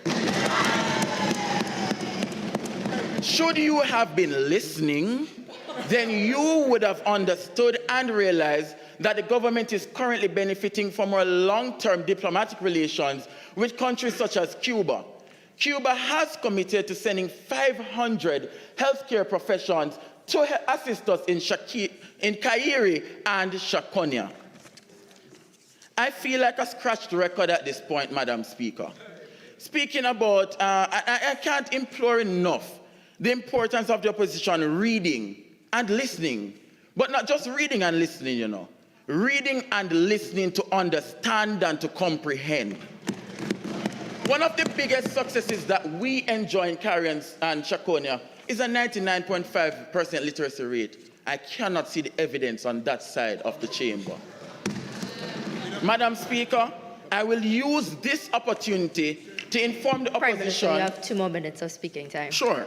Thank you, Madam Speaker. I will use this opportunity to inform the opposition of the many things that we have done while they've been in political slumber. Madam Speaker, we are exploring and we've introduced tourism programs in our secondary institutions that will assist our students also going into different countries that has a booming tourism industry. And yes, I must tell you that we will be covering all costs for their health and their safety.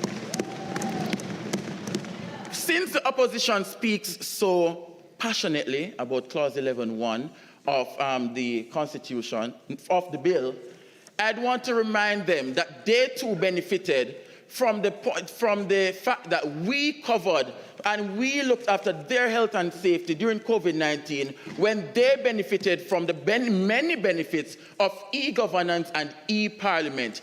At no point did you ever raise any concerns with my Minister of Labour, my Minister of Public Admin, or even myself as the Prime Minister. But when we seek to ensure that all citizens of this country can benefit from such a provision, you find an issue, yet you say you care. In closing, Madam Speaker, I want to implore the opposition and remind them that opposition is not just about disagreeing illogically with any bill that is put forth on this floor. The opposition is supposed to see how best is that they can assist us in airing the best interest of our people. But the question to you is, do you remain loyal to the misleading stance on the bill by the opposition, or do you remain loyal to the people of Kairi and Shakonia? I implore you to show your support to the bill as we move to make Kairi and Shakonia the place to live, work, raise families, and do business as we touch on the right side of history. The government rests.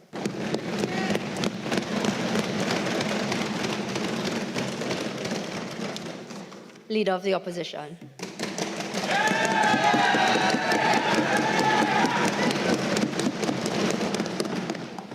Madam Speaker, the National Labour Party supports the policy of work from home, but this bill as it stands will never work. Mr. Prime Minister, life in Kairi and Shakona is not a fairy tale. The citizens living here are not puppets that you can play around with and utilize nonsensical bills as PR strategies at the hands of political motives.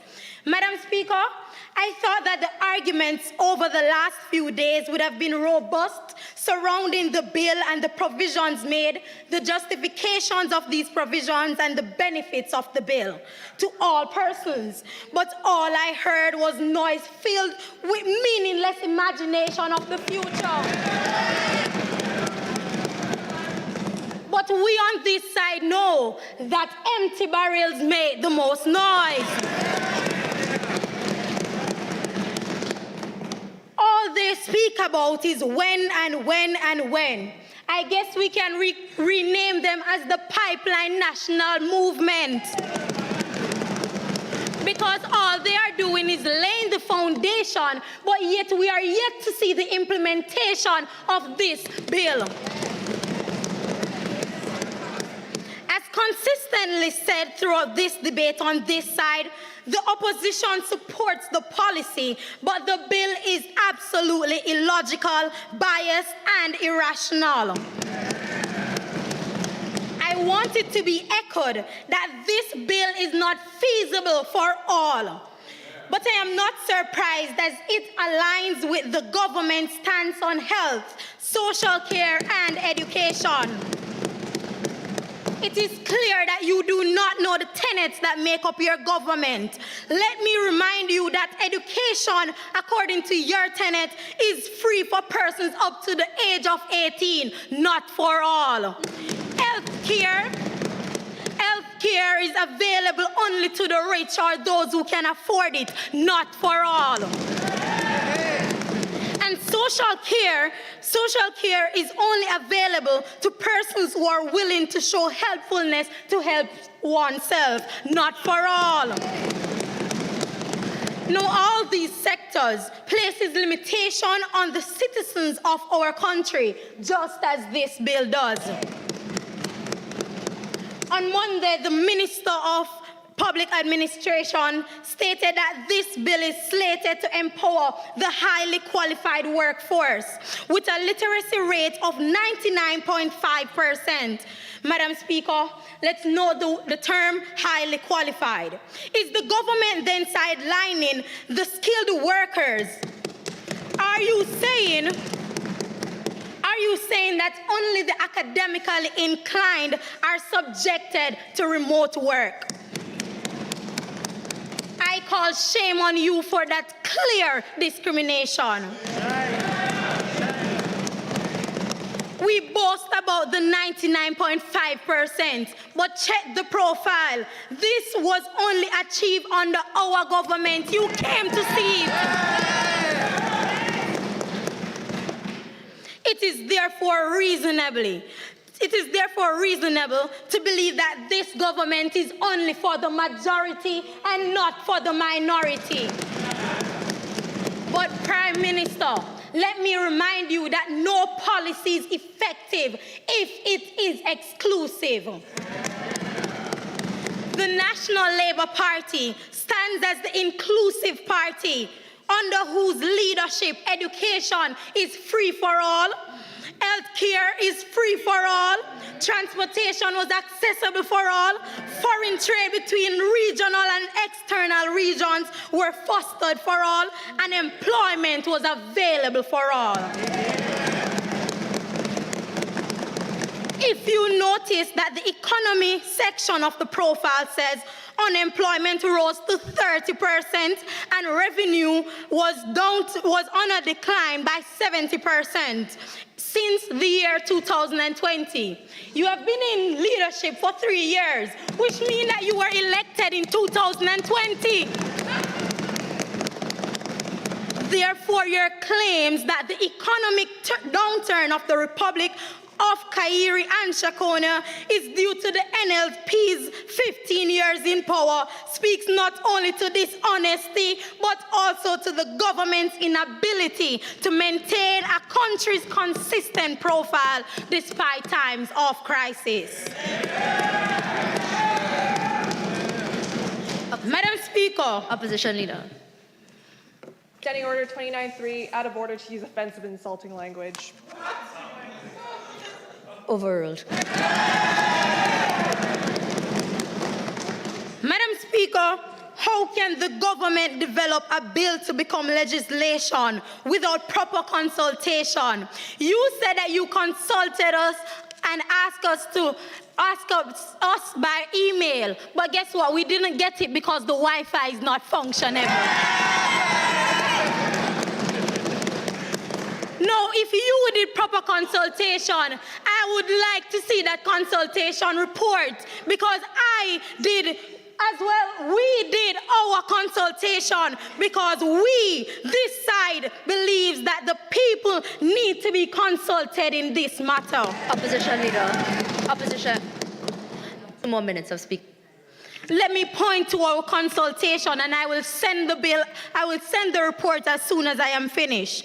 Now, this consultation process was started on November 1st, 2022, and lasted for 3 weeks until November 15, 2025. Engagement with the process was significant, and a total of 175 submissions were received from a diverse range of stakeholders. Now, let's talk about the questions that we posed in these consultations. The first one was the reasonable ground for refusal of request. And of 160 submissions, 38%, the majority said that the physical nature of the job to be reasonable grounds for refusal of request for remote working should be considered. Clearly, you don't say that in this bill. Let's go on to our next question. As an employer, how confident would you currently be in carrying out a risk assessment of an employee's remote workplace?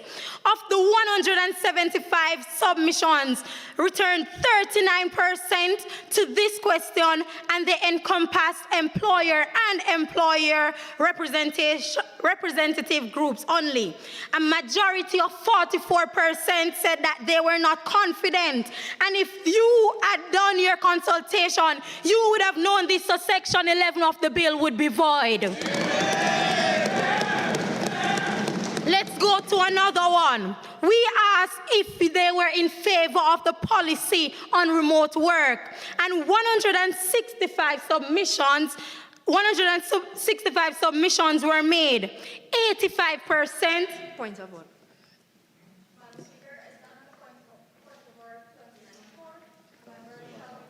out by the official portfolio. Okay. Members on our concluding statements. Proceed. Well, we are here to say that 84% of the people that are our citizens said that this policy on remote work is not feasible. Hence, we say that this bill is nonsensical and absolutely ridiculous. You did no consultation, so don't come here and lie. Thank you.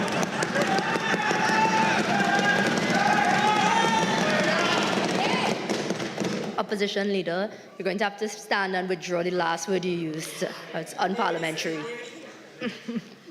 Well, we would like to withdraw that statement that you did not do any consultation and that you made a lie. However, we would like to see this consultation. You just have to withdraw the last word, not the last statement. Just withdraw the last word and we'll proceed. Okay, we withdraw the last word of making a lie. No, don't repeat it. Just withdraw it. Don't repeat it. Just withdraw it. We withdraw the last word. Thank you. Minister of Public Administration.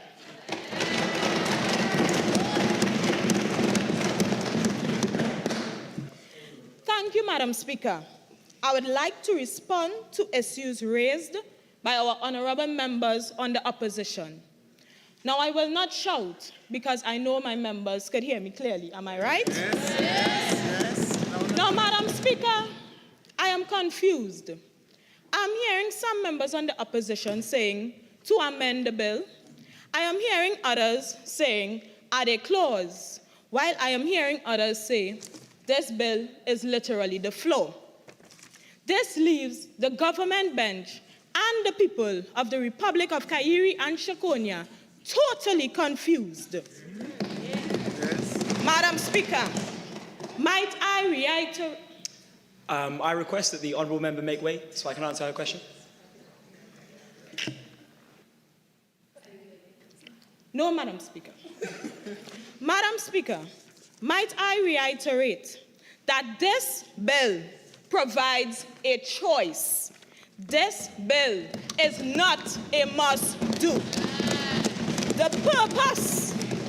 The purpose of this bill is as followed: to promote the welfare of employees, to create an enabling and inclusive workplace environment, to institute mechanisms for a 4-day work week and remote workplaces, to establish rules, regulations, and standards regarding flexible work arrangements. And lastly, to promote digitalization of work processes among contract workers and civil servants. Clause 7.1 outlines that an employee shall apply to perform his duties at a remote workplace in writing. This clearly shows that the employee has a choice, my opposition members, to work remotely. So the idea that essential workers, such as doctors and police officers, perform their duties at home, clearly the opposition members weren't listening because they have been misled or misinterpreted that statement. Clause 8 provides provisions where once the employer grants the application for remote work, an agreement must be created and shall be signed both by the employer and the employee. Now, this was not a fly-by-night bill. Clearly, it shows that the employer and the employee must come to an agreement. And the Honorable Member Greentree of the opposition said, what about small businesses? I reiterate, this bill is not a must-do. It is a choice. The opposition also seems to be very short-sighted, as Clause 9.1 clearly indicates that an employee has to state the reasons for the refusal of the application of remote work. Clause 9.2 helps to prevent discrimination against those who are pregnant, disabled, has a health condition, or responsible for a dependent. Again, this bill gives the employee and the employer a choice. As said by the Honorable Member Hoyt of the opposition, they had 15 years of experience, which gave them basically, I should say what, the right to refuse this bill. But clearly 15 years wasn't enough, because all they have learned in 15 years was how to partially read. I will also add that the employee has the right to appeal decisions made by their employer as outlined by Clause 10. The same opposition, Madam Speaker, claiming to care about the citizens of Kairi and Shakonia, is the same opposition that implied that its citizens, without any evidence to support their claim, will be switching off internet or complaining that they lack connectivity if they work remotely. I say to this House, it brings me uttermost disgrace to say that I received a phone call from one of my constituents last night. And I quote, she said, "But Minister, what is going on within that house? The same opposition member claiming to be for the people is claiming that basically we would lie," end quote. No, we've already ruled that lie is unparliamentary, so we just withdraw or rephrase. I withdraw, Madam Speaker. The government guides them to Clause 12, which gives outline provisions on the obligations of the employee for remote work, where the employee shall comply with the employer's policy, be available and accessible during work hours, and fulfill all job duties assigned to them. So therefore, how can they come here and imply that the people they are trying to represent might be untruthful in remote work? Clause 14 goes further by ensuring that an agreement to be signed by both... Minister, you have 2 more minutes of speaking time. Thank you, Madam Speaker. By both the employer and employee is created. Additionally, while it has been implied that this bill reduces productivity levels, this is untrue. Clause 14 provides that the employer can terminate the 4-day work week if the employee's performance level is below the expected standard. Again, Clause 11 does not suggest that the employer goes into the homes of the individual. Therefore, my colleagues, it is outrageous to assume that poor internet connection prevents a person from being not considered for employment. I plead to the honorable members of the opposition, to the people of Kairi and Shakonia. We agree that some amendments are to be made, but this is not a tit for tat. It is about all the members of Kairi and Shakonia. We should acknowledge that this bill allows us to stand strong on the world stage, to enter into a modern and great society, reducing carbon footprints, reducing stress levels, and reducing finances on the part of the individual in transportation fees. Work together with us, opposition, and we plead to the citizens of Kairi and Shakonia, support us in passing this bill. Madam Speaker, I beg to move.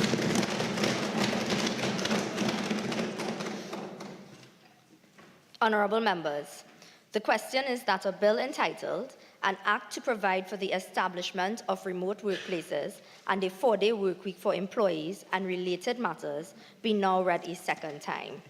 Those in favour say aye. Aye. Those against say no. I think the ayes have it. Bill entitled An Act to Provide for the Establishment of Remote Workplaces and a 4-day Work Week for Employees and Related Matters. Minister of Public Administration.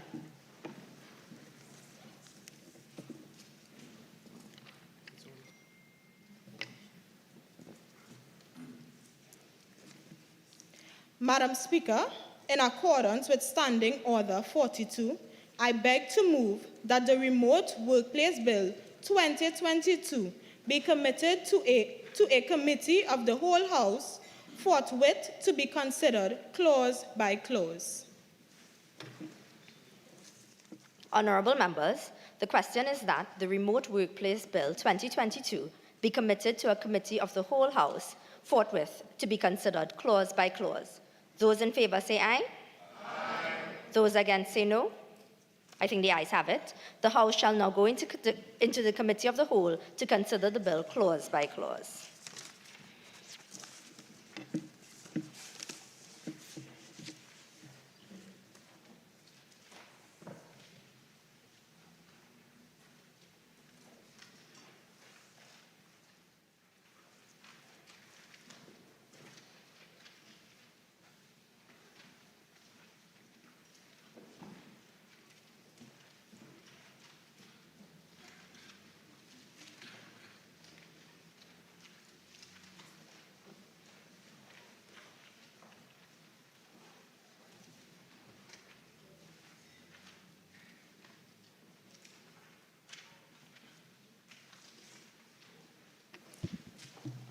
Okay, members, so we are going to proceed to the committee. We're going to look at it clause by clause. There have been amendments proposed by both sides. You will get an opportunity to speak to those amendments, and members are also allowed limited time to intervene on the amendments so that we can be clear that what we're passing is the will of the House. So shall we proceed?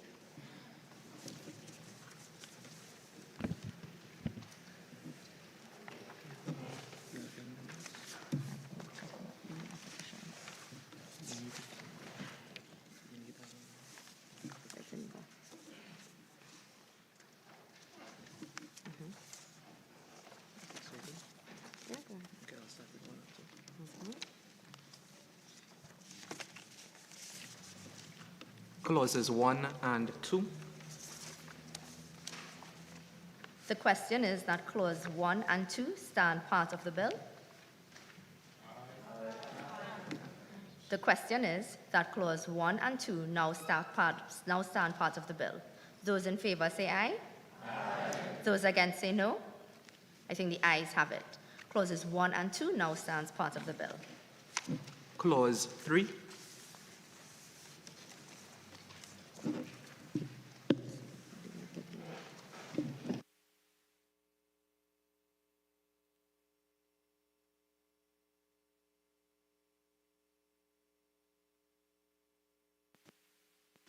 The question is that clause 3 stand part of the bill.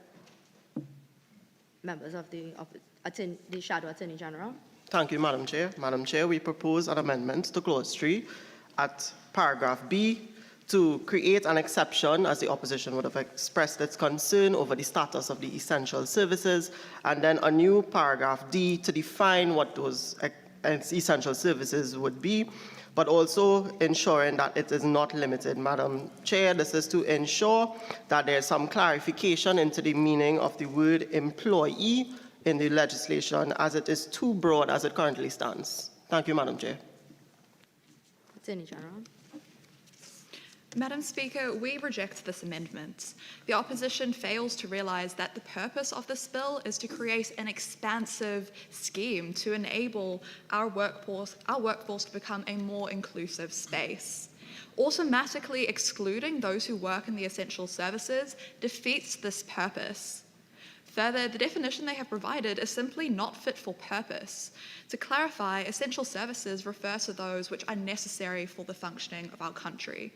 For example, the examples they have listed for us are accurate, with healthcare, national security, and public transportation. But when they define these as being those which cannot be done remotely, that's inaccurate. Further, it involves oversight of administrative workers in those exact sectors. Madam Speaker, this is why we propose that this amendment should be rejected, particularly as our bill also already provides for this. In Clause 9, subsection 3, subparagraph A, where an application will be refused if the job cannot be performed at a remote workplace. Shadow AG.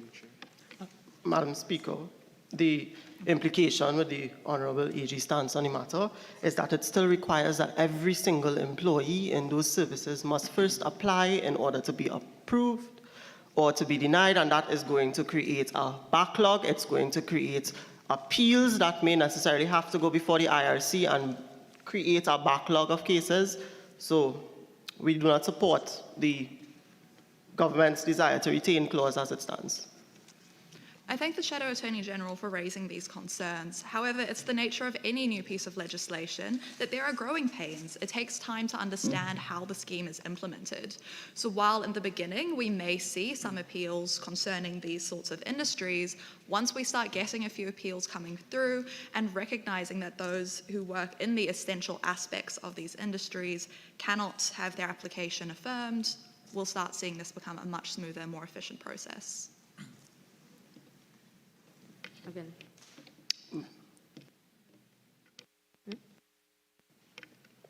Shadow AG.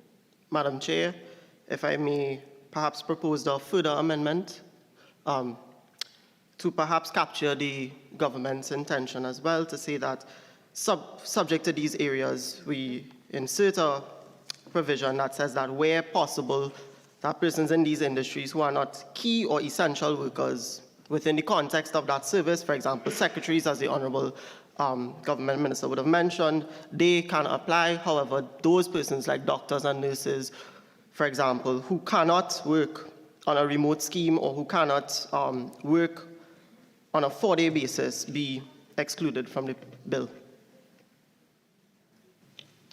As I've already stated, those workers are already provided for under this bill. Nothing further, Madam Chair.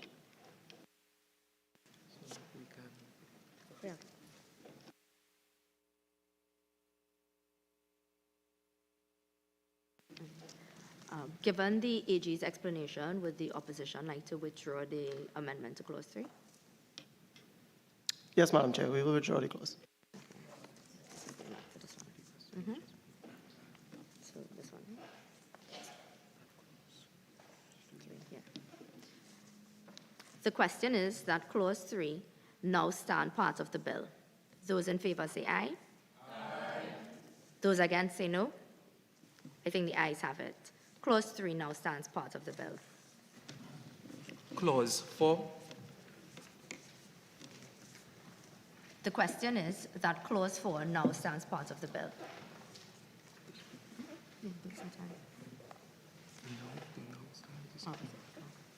The question is that clause 4 now stands part of the bill.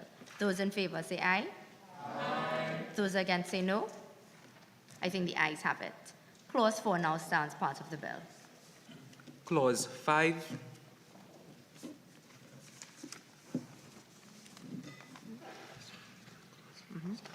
The question is that clause 5 now stands part. The question is that clause 5 stand part of the bill. Attorney General. As circulated, we have provided a range of different amendments to Clause 5 in recognition of the concerns that the opposition did raise. Going through those in order, firstly, an acknowledgement of the concerns around maintaining our constitutional separation of powers, we propose removing the Commission's power to award compensation and rather changing that where the Commission is able to refer these cases to the Supreme Court to be able to assess compensation where appropriate. This allows the Commission to perform its role, effectively arbitrating on issues under this bill while not overstepping into the judicial sphere. Our next set of amendments to this clause is removing some of the discretion which the opposition was concerned about concerning the appointments of commissioners, while still recognising that these skills which we have outlined are really important. We want this to be an intersectional, holistic expertise base, not only with legal experience, but also with business management, human rights, women's affairs, which are all important to having an effective commission. Finally, our last amendment proposed to this clause is the advice needed for the President to appoint commissioners, where now it is not on advice of the Minister would no longer have only say, but we do still want the Minister to be consulted. We do think that the Minister has relevant advice and thoughts about appropriate commissioners, and we need that to be considered. We do care about the separation of powers and are willing to engage in making this a more impartial appointment. Shadow Attorney General. Thank you, Madam Chair, and thank you, Honourable EG. Madam Chair, we have also proposed an amendment to this clause that we deem to be more robust and more transparent, and one that takes a more non-partisan approach. We take particular concern with the AG's proposed amendment that the chairman and the commissioners be appointed with consultation by the President on consultation of the Minister. We remind the government that this act is intended to also bound the civil service, whom ministers are also the head of for their respective ministries, and therefore are considered the employers of their respective ministries. And therefore it creates a conflict of interest whereby the minister, who is the head of a ministry, can then appoint persons to oversee a tribunal that's responsible for dealing with issues that arise. We propose an independent process instead, which is captured in our amendment, and we also set minimum requirements. We dispute the AG's stance that it should be only for persons who are engaged in law, because our amendment, which the other side would have seen, also captures persons in commerce, finance, industry, accountancy, and so forth, to also sit as members of the Commission. Yeah, Attorney General. With respect to the Shadow Attorney General, the amendment to Clause 5 that your party has suggested is not purpose fit. It is radically different to what this bill aims to do, where it overly constrains the Commission, not recognising its benefit is in its flexibility and broad scope. However, we do note the importance of this being an impartial body and having limits on its powers, which is behind our suggested amendments to subsections 2C and 4. With this in mind, we are willing to take on board your suggestion that of 7A, that the chairman be an attorney at law of not less than 10 years standing, and we think this appropriate to allay your concerns. Shadow Attorney General. Thank you, Madam Chair. Madam Chair, in the interest of also collaborating with the government on this, we do note the government's desire that the minister does have some say in the process, and we therefore would also propose that the new amendment to our subclause 6 in our amendment, that the commission shall consist of a chairman and 4 commissioners who shall be appointed by the President and acting on the advice of the Judicial, Legal and Services Commission on recommendations from the Minister, so that the government also gets the Minister to make recommendations to an independent commission who can then engage in the selection process. I hope that can bring us to some middle ground. General. We agree that this does need to have aspects of impartiality. So we agree to update our amendment concerning subsection 4, where the chairman and commissioners shall be appointed by the President on advice of the Judicial, Legal and Service Commission, also following consultation with the Minister, thereby ensuring that we do have this impartiality, but the Minister has contribution. Shadow Attorney General. Madam Chair, no objections on my end. AG.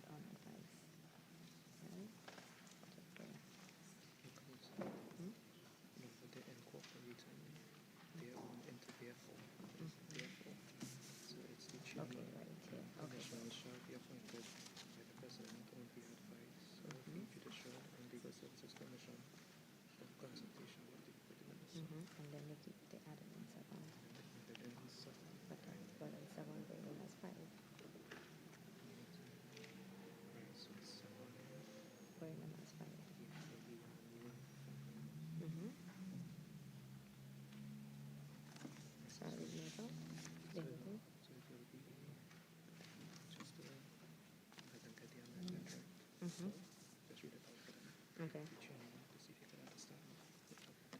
On the advice of the minister.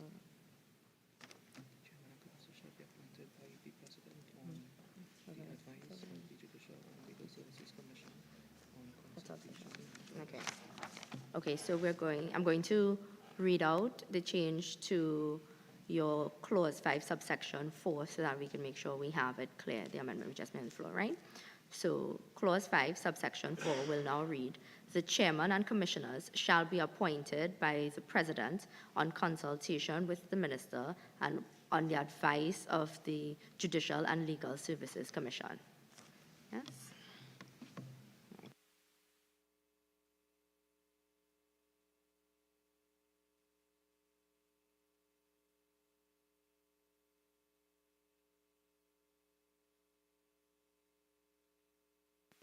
We just wanted to confirm it as well that the amendments concerning the chairman being an attorney at law was also included? Yes, so that will be new sub-clause 5, right? So that will be clause 5, sub-clause 5, subsection 5.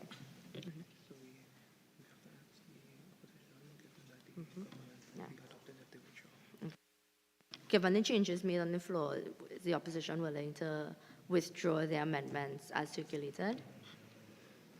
Madam Chair, we believe that the rest of amendments should stand part of it for the purpose of termination specifically and the purpose of resignation, but I yield to the Honourable AG. So that is yes to the withdrawal? Yes.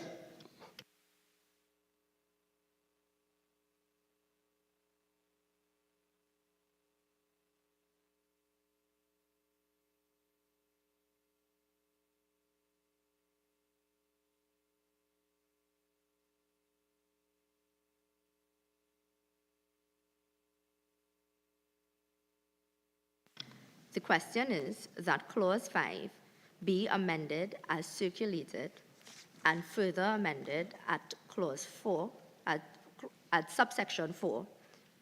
The chairman and commissioners shall be appointed by the president on consultation with the minister and on the advice of the Judicial and Legal Services Commission. And new subsection 5, that the chairman shall be an attorney at law with not less than 10 years standing. Right. So those in favor say aye. Aye. Any against? Honorable members. Honorable members, the question is that clause 5, as amended, now stand part of the bill. Those in favor say aye. Aye. Those against say no. I think the ayes have it. Clause 5, as amended, now stands part of the bill. Clause 6. The question is that clause 6 stand part of the bill. Shadow Attorney General. Yes, thank you, Madam Chair. We've made amendments to insert a new clause 6 into the bill, amending the current one. No. That the insertion of a new clause happens at the end. Okay. Yes? Thank you, Madam Chair. So guided. No problem. So the question is that clause 6 now stand part of the bill. Those in favor say aye. Aye. Those against say no. I think the ayes have it. Clause 6 now stands part of the bill. Clause 7.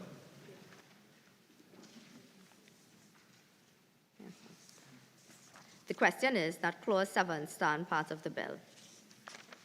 Shadow AG. Thank you, Madam Chair. Madam Chair, we propose that clause 7, subclause 2 be deleted and substituted as captured in the amendment circulated to all members. So in the interest of time, I would not read through the amendment and open the floor for discussion. Attorney General. With respect, the opposition is overlooking that this bill aims to protect employees, as employers are inherently in a position of power. Again, you're claiming to be the new Labour Party while not understanding basic dynamics of employment relations. Further, it affords too much discretion, and a very vague discretion, on what is reasonable. We think that the 1-month default provided for in the bill is an important, in fact vital qualifier to ensure that this bill and applications under it have effects. But in recognition that there may perhaps be extenuating circumstances where 1 month exactly may not be perfect, we do propose a revision to the opposition's amendment, where the employer shall provide a decision in writing within 1 month of the date of receipt of the application, unless demonstrably unreasonable in the context of the employer's industry. Madam Chair. Thank you, Madam Chair. Madam Chair, I'm inclined to support the government's further amendment. Yes. AG, so we can have our changes. Claire, could you repeat the amendment, the change that you're proposing, please? The full subsection 2 clause would read that the employer shall provide a decision in writing within 1 month of the date of receipt of the application, unless demonstrably unreasonable in the context of the employer's industry. I do have that written down if it would be helpful. You have it? You have it. Okay, pass it to Just cut it to 7.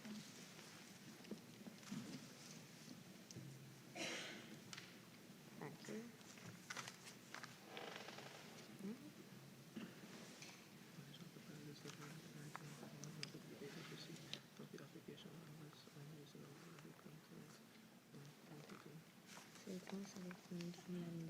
They didn't amend this, you know. They amended this. So they have to, okay. No, so they have to withdraw this and they have to propose this amendment on the floor. Because they didn't amend the amendment. They amended the bill. Yeah? Okay. So, Shadow AG, you proposed an amendment as circulated. However, your amendment does not, and follow me closely here, amend their amendment. Your amendment, as moved on the floor, amends the bill as the original form. And so therefore, if the consensus is that you have agreed with what the AG has said, you would need to withdraw yours and then you propose yours as an amendment to clause 7, subsection 2. Okay, so we have that clear? So we'll start with Shadow AG. Thank you, Madam Chair. Madam Chair, I withdraw the proposed amendment. Do you... Read this one here. Okay. Okay. And so, do you... No, I'm going to read it out now, okay? Right. So, the question is that clause 7 be amended as follows. Clause 7, subsection 2. The employer shall provide a decision in writing within 1 month of the date of receipt of the application unless unreasonable in the context of demonstrably. Sorry, just to clarify that. You have that. It jumps around a bit. It was unless demonstrably reasonable. Unless demonstrably unreasonable. Unreasonable, yeah. Very good. Okay. So let's say that again. What? Could you, from memory, it was unless demonstrably unreasonable in the context of the employer's industry. Yeah. Okay. Yeah. I need it back. Sorry. Thank you.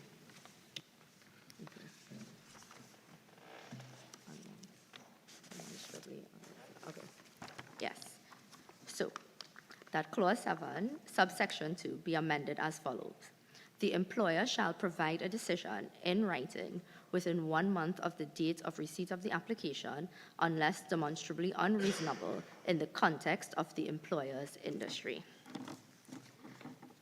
Those in favor, say aye. Any against? I think the ayes have it. Honorable members, the question is that clause 7, as amended, now stand part of the bill. Those in favor say aye. Aye. Those against say no. I think the ayes have it. Clause 7, as amended, now stands part of the bill. Clause 8. The question is that clause 8 stand part of the bill. Shadow Attorney General. Thank you, Madam Chair. Madam Chair, we've proposed an amendment at subclause 2E to insert the word reasonable into the provision so that subclause E now reads that the conditions for reimbursement to the employee for reasonable telecommunication expenses incurred by the employee during remote work. We feel that the reasonable threshold should be set to ensure that there is no abuse of the provision on either side of the agreement. Thank you, Madam Chair. Attorney General. We think this amendment makes sense and are happy to support it. Okay. Yes. The question is that clause 8 be amended as circulated by the Shadow Attorney General. Those in favor say aye. Any against? I think the ayes have it. Honorable members, the question is that clause 8 as amended now stand part of the bill. Those in favor say aye. Those against say no. The ayes have it. Clause 8 as amended now stands part of the bill. Clause 9. The question is that clause 9 stand part of the bill. Shadow Attorney General. Thank you, Madam Chair. With your permission, I'd like to yield to the Shadow Public and Minister of Public Administration. Yes. Thank you, Madam Chair. We move to delete the subclause currently present in the bill and replace it with one that essentially affords discretion to an employer, taking into consideration the existing conditions listed in that subclause. We have heard much on all sides of this House trumpeting on the issue about whether the bill provides for an inherent discretion for an employer to refuse a remote work application. This discretion exists, Madam Chair, but only, this discretion exists in respect of essential services or otherwise, if the conditions currently listed at clause 9.2 are not satisfied. Upon their satisfaction, however, a grant of a remote work application is mandatory. Our amendment rectifies this insofar as it permits the conditions for consideration and requires employers to list their consideration in writing. Members of opposite may have concerns about adequacy and the extent to which those conditions are therefore protected. We would respectfully suggest that actually the interpretive function of the Commission would be to rule on the adequacy of those reasons which would be presented in writing. That is reflected in this amendment. We move that the amendment be made and suggest that not making it would have a perverse effect on the nature of industrial relations between employers and employees. Attorney General. On the side of the House, we believe that this amendment would weaken labour protections unjustifiably. Mere consideration of these, such as disabilities or people who are pregnant or have health conditions, mere consideration of these is not enough. The opposition is concerned about our international conventions and upholding them, but wants to remove these protections. Further, our interpretation is available, where subsection 2 outlines that for the following that an employer cannot refuse an application solely on these grounds, and that section 3 outlines available grounds for refusal. However, in recognition that this could be worded more clearly, we would like to propose an amendment to these two sections, if that is available, where we would like to amend clause 9, subparagraph 2, where an employer shall not refuse the application for remote work on the solely on the grounds that the employee, and as follows.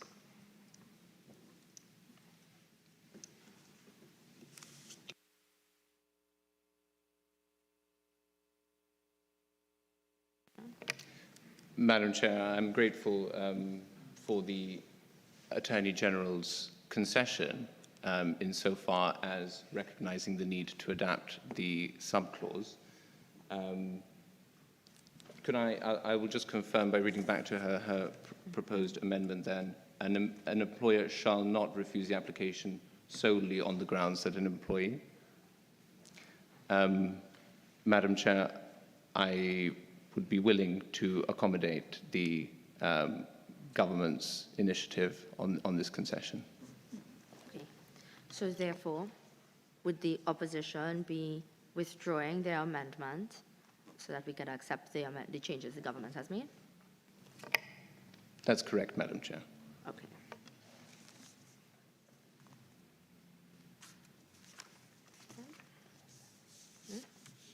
I'm going to go ahead. The question is that Clause 9 be amended as follows. So this is Clause 9, subsection 2, that the employer shall not refuse the application for remote work solely on the grounds that the employee A is pregnant, B is a person with a disability, C has a health condition which prevents him from working at the employer's place of business, or D is responsible for the care of a child under the age of 5 or a dependent with disabilities. Those in favor say aye. Aye. Any against? I think the ayes have it. Honorable members, the question is that Clause 9, as amended, now stand part of the bill. Those in favor say aye. Aye. Those against say no. I think the ayes have it. Clause 9, as amended, now stands part of the bill. Clause 10.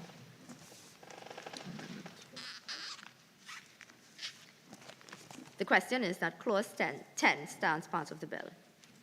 Is this from? It's from Shadow AG. Shadow AG. Thank you, Madam Chair. Madam Chair, I would have just transmitted to the Clerk of the House that there's supposed to be an additional sentence at the end of amendment at letter B. It should end place of work within Kyrie and Shikonia. For the purpose of Clause 10, I yield to my colleague, the Shadow Minister of Public Administration. Shadow Minister of Public Administration. Sorry, could you please confirm which clause you're referring to? What I'm going to have them do is read out the amendment as proposed in totality so that we can all be clear. So, Shadow Minister of Public Admin.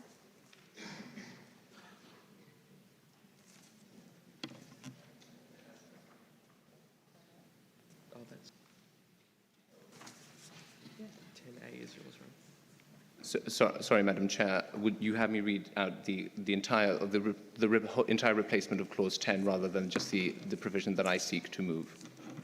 Yeah. So we have your amendment as circulated. Correct. Yes. My understanding is that what was just circulated is to be added on to what has previously been circulated. Sorry, what just came to our desk is an addition to what you had previously circulated. So you're going to read out the change to what you've circulated rather than the Clause 10 in its entirety. But I don't have any changes to what. Oh, he doesn't. You'll do it? Okay, Shadow Attorney General. Thank you, Madam Chair. Madam Chair, at Clause 10, subclause 2 should now read at paragraph B, wrongful and or illegal discrimination by the employer, semicolon, or.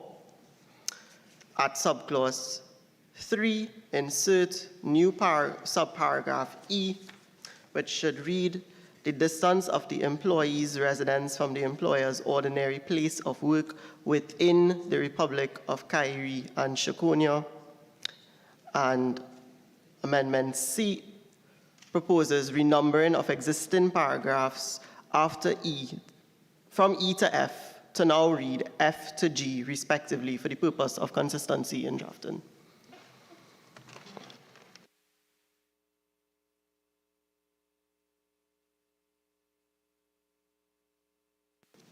Deputy Minister of Public Admin will speak to the amendment in totality. You've got the change that they wanted, right? Okay, proceed.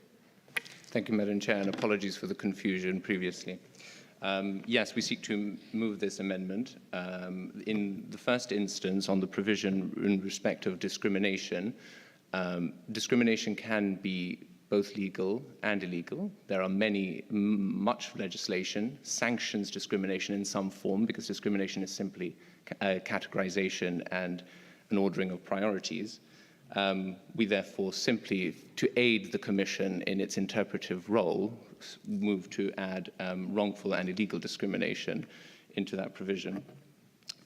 On Clause 10B, we seek to move this provision in order to prevent an undue advantage on the side of employees from being able to conduct remote work outside the jurisdiction we therefore include this provision as a geographical safeguard so that the legislation under consideration not be abused in a spatial sense. And our amendment at C is simply in order to tidy up the legislation. We agree with the first amendment to Clause 10, clarifying discrimination as wrongful and/or illegal, and find it to be a helpful clarification.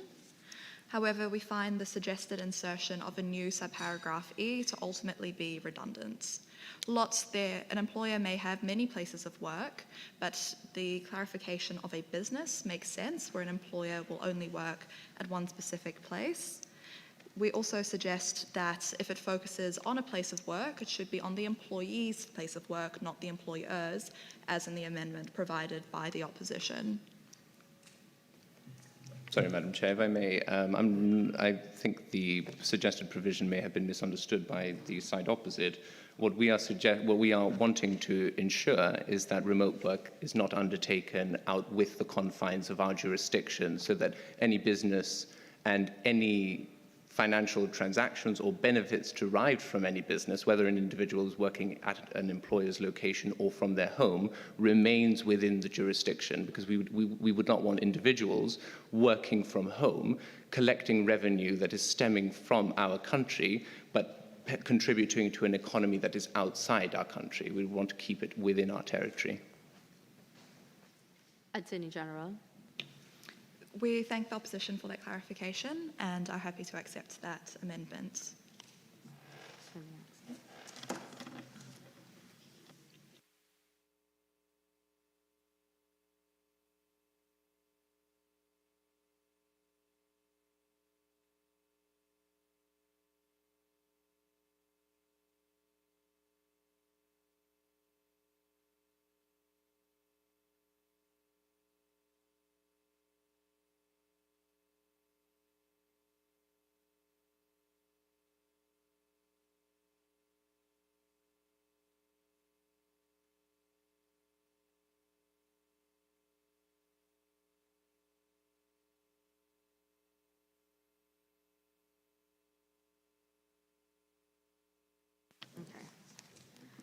The question is... Sorry to interrupt, Attorney Madam General. Chair. We would also like to add to the Amendment B of Clause 10, just at the end of that statement, including consideration of availability of the relevant workforce and expertise within Kairi and Chaconia, in recognition that we do have a need for overseas workers to be contributing. 1 second. I'm going to need you to state what you're adding, and then so before you, because you've given us an explanation plus what you're adding in, so just so that we're clear on what you intend to add to the statement, please.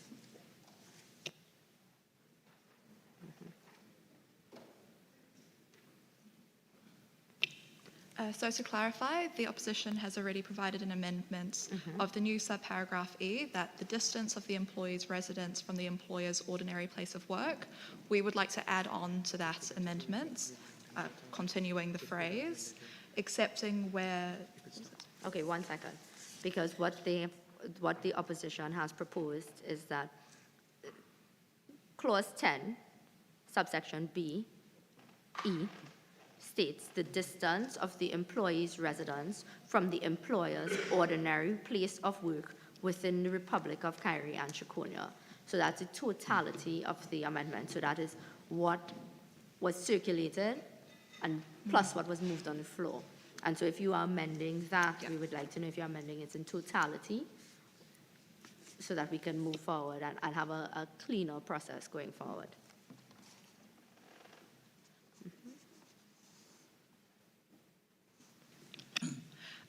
Thank you for clarifying that, Madam Chair. We would like the amendment to read, the distance of the employee's residence from the employer's ordinary place of work within the Republic of Kairi and Chaconia, excepting where the relevant expertise is not locally available within the Republic.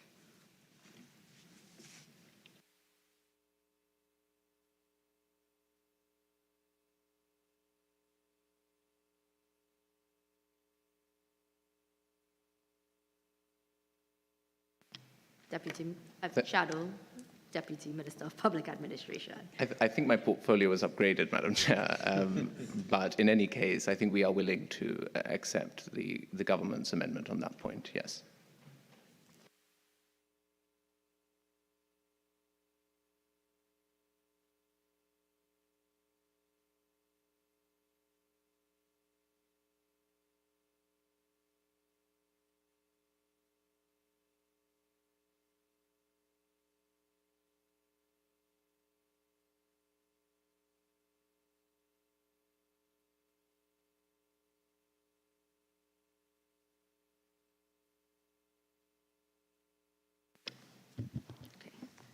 All ready? The question is that Clause 10 be amended as follows. No, as circulated. So I'll start over. The question is that Clause 10 be amended as circulated by the Shadow AG and further amended as follows. Clause 10, subsection B, Part E. The distance of the employee's residence from the employer's ordinary place of work within the Republic of Cairo and Chaconia, except where the relevant expertise is not located within the Republic. Those in favor say aye. Any against? I think the ayes have it.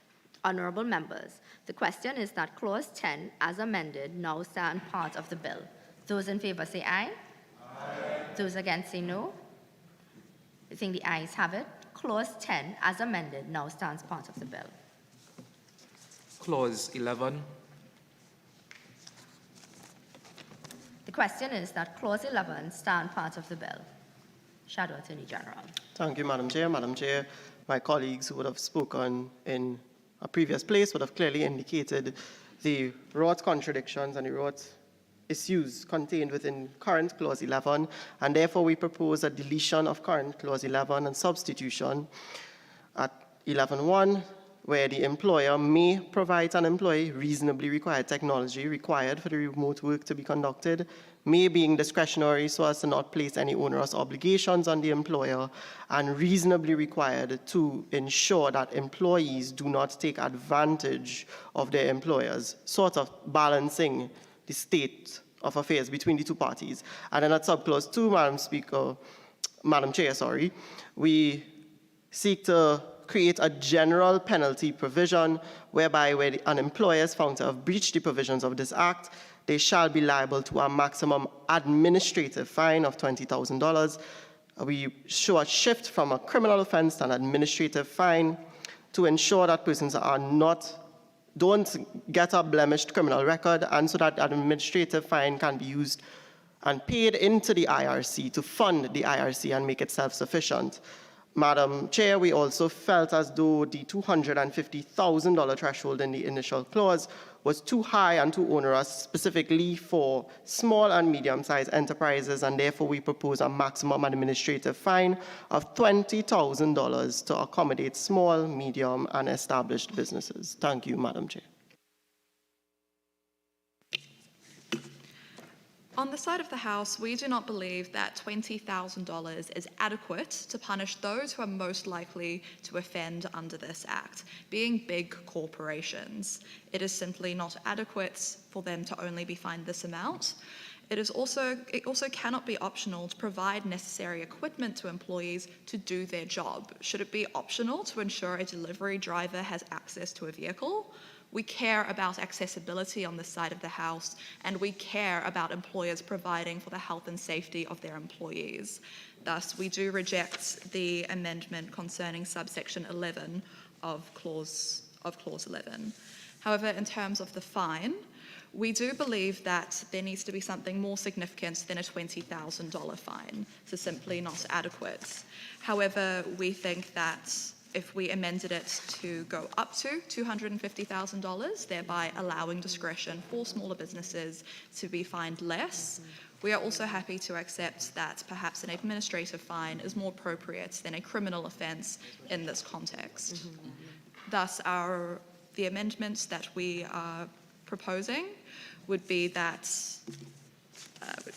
to clause 11, subparagraph 4, An employer who breaches this section of the Act is liable to an administrative fine of up to $250,000, thereby revising the amendments we provided.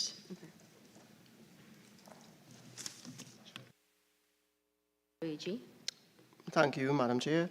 I note the Honourable Attorney General's concerns, and I would like to propose to the Honourable Attorney General with the current proposed clause that has been circulated, whether she would be willing to accept an employer shall provide to an employee the reasonably required technology for remote work to be conducted, and in turn we will accept a change of maximum administrative fine of up to $250,000 in an attempt to reach some common ground on a clause that has caused much contention between both sides on this House. We recognise the attempts to reconcile our two different approaches. However, we are not willing to compromise on an employer being responsible for the health and safety of their employees. While remote working does mean that there are different obligations within an employment relationship, these obligations still exist. We are also not willing to accept that an employer should not reimburse employees for telecommunication expenses. Absolutely, the biggest expenses will probably be the provision of actual devices and equipment, but other expenses such as internet connection are also significant, particularly when we're concerned about small businesses and the power imbalance in employment relationships. We think that these protections are vital.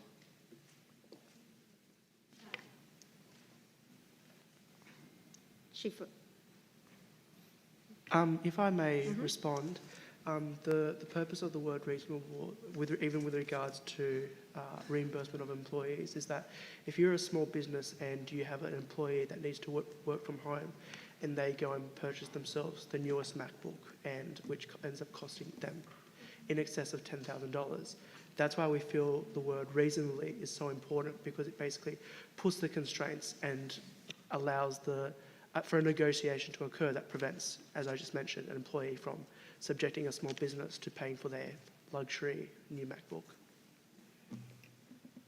Attorney General. We acknowledge the merits of that submission, and thus we propose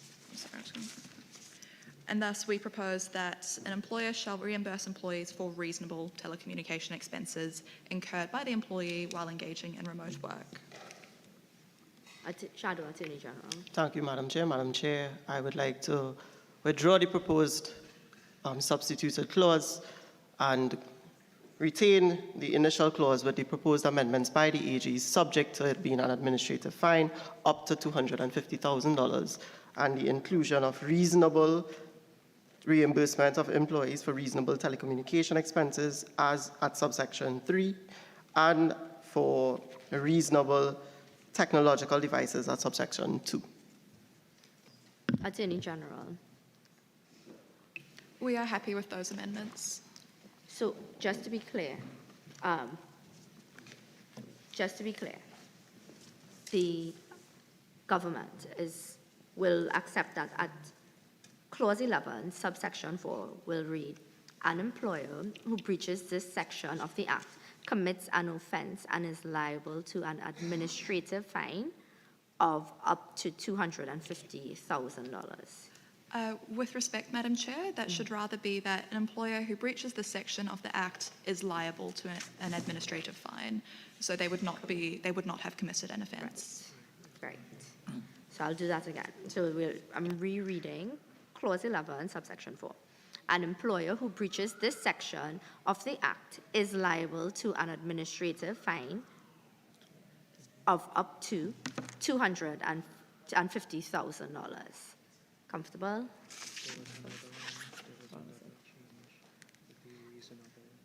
And we are adding.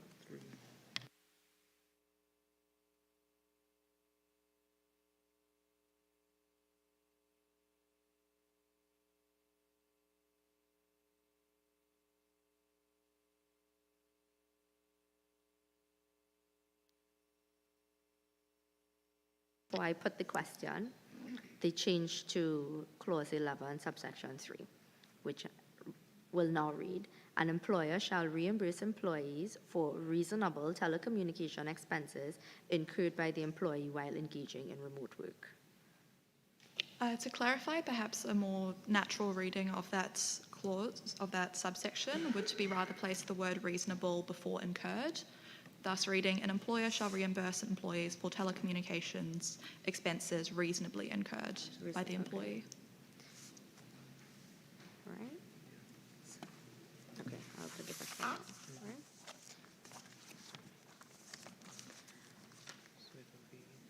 It's just as circulated. No. Oh.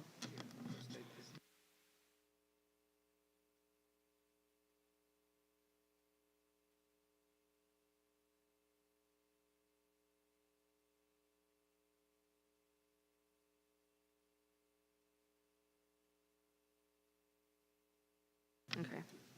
The question is that clause 11 be amended as circulated by the Attorney General and further amended as follows. Clause 11, subsection 3. An employer shall reimburse employees for telecommunication expenses reasonably incurred by the employee while engaging in remote work.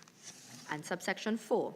An employer who breaches this section of the Act is liable to an administrative fine of up to $250,000. Those in favor say aye. Any against? The ayes have it. Honorable members, the question is that Clause 11, as amended, now stand part of the bill. Those in favor say aye. Those against say no. I think the ayes have it. Clause 11, as amended, now stands part of the bill. Clauses 12 to 16.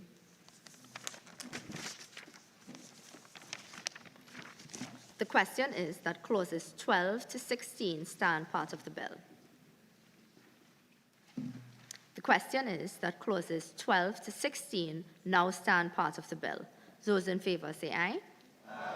Those against say no. I think the ayes have it. Clauses 12 to 16 now stand part of the bill. Clause 17. The question is that clause 17 stand part of the bill. As Shadow Attorney General. Thank you, Madam Chair. Madam Chair, the opposition proposes an amendment to clause 17, subsection 2, which treats with the minister's power to generally create regulations subject to negative resolution of Parliament. We propose an amendment from negative to affirmative resolution, given that employers would require sufficient time to ready themselves and ready their employees and businesses for any changes that may come with these regulations when drafted and implemented by the minister. A negative resolution procedure would place employers in a state of confusion and in a state of panic, Madam Chair, as they would be forced to almost overnight have to make these changes. Affirmative resolution rather gives some more flexibility to the employers and the employees. Thank you, Madam Chair. Attorney General. Firstly, I'd like to state that it would be an excellent world if legislation came into effect overnight, but unfortunately that's not the case. Secondly, it appears that the honourable members in opposition have claimed, are seeming to struggle to grasp that the legislative process means that regulations come after an act is passed, and this is important because regulations deal with the nitty-gritty of the implementation of a bill. We in the New Political Movement refuse to waste valuable parliamentary time devising affirmative, exact resolutions to implement this bill. This is simply not a good use of parliamentary time. Thus, we think that this bill needs to remain as is, only subject to negative resolution. Shadow Attorney General. Madam Chair, I just want to clarify that negative resolution would mean it's a parliamentary term within legislation that would mean that those regulations, once drafted by the minister, become law until they are treated with by Parliament. And the implication of that further, Madam Speaker, is that if these regulations are in fact passed and come into law, and then subsequently when Parliament treats with it, Parliament decides that it should not, employers may have incurred significant expenses in an attempt to comply with these regulations and would then be placed at a disadvantageous position. So we do not accept the Attorney General's response. Attorney General. With respect, the Minister has the portfolio with the expertise in what is an appropriate regulation under this Act. Again, it is simply not acceptable that Parliament wastes its time devising every regulation to implement this Act. We trust our Ministry to be adequately resourced to establish adequate regulations to enforce this Act. Madam Chair, it seems that we cannot reach a consensus on this point. Well, I therefore withdraw. You're withdrawing? Oh, sorry, my apologies. Yeah, so I'll put the question. Yes? The question is that Clause 17 be amended as circulated by the Shadow Attorney General. Those in favor say aye. Aye. Any against say no. No. Division, Madam Speaker.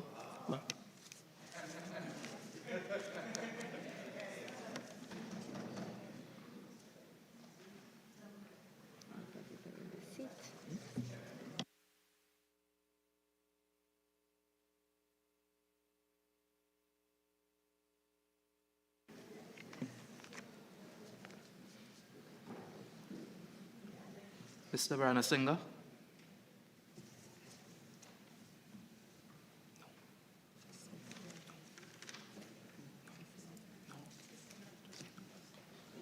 No. Mr. Cook. No. Ms. Wittenberg. No. Mr. Plant. No. Ms. Skeet. No. Ms. Lamb. No. Ms. Smith. No. Ms. Yassin. No. Mr. McTavius. No. Ms. Middleton. No. Ms. Badush. No. Mr. Haller. No. Ms. Howells. No. Mr. Eldridge. No. Ms. Stott. No. Mr. Kernan. No, sir. Mr. Nesbitt. No. Mr. Bahaman Wastavino. No. Ms. Linares. No. Mr. Ennett. No. Ms. Mittens. No. Mr. Reichard. No. Mr. Young. No. Mr. Ahmad Kawazi. No. Ms. Caputo. No. Ms. Moala. No. Mr. Kazankan. No. Mr. Martinazzo. Yes. Ms. Gordon. Yes. Mr. Ali. Yes. Mr. Gans. Yes. Ms. Lewis. Yes. Mr. Floyd. Yes. Mr. Pachalaga. Yes. Ms. Yada. Yes.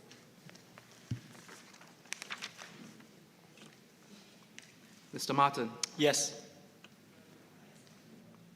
Ms. Wangumbe. Yes. Mr. Afridi. Yes. Ms. Abedira. Yes. Mr. Sneddon, Yes. Ms. Harris, Yes. Mr. Lawson, Yes. Mr. Greentree, Yes. Ms. Roberts, Yes. Mr. Villa, Yes. Mr. Beaton, Yes. Ms. Hoyt, Yes. Ms. Renee, Yes. Ms. Bai, Yes. Mr. Sharma, Yes. Mr. Buston, Yes. Ms. Hodge, Yes.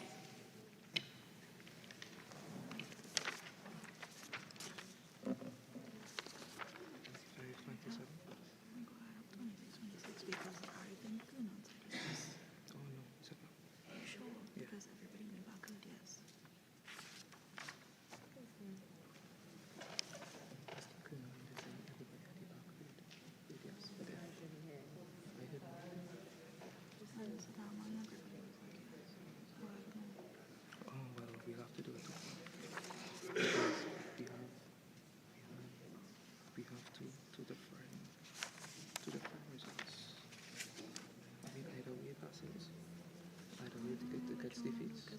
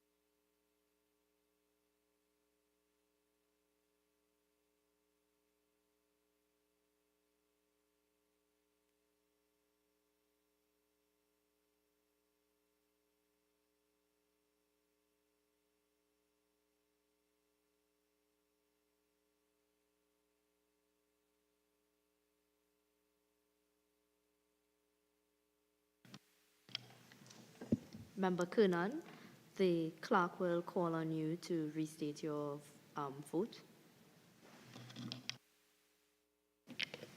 No, sir.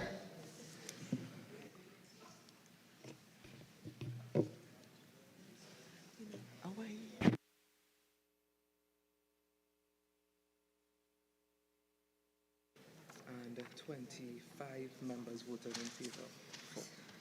So you just announce. Okay.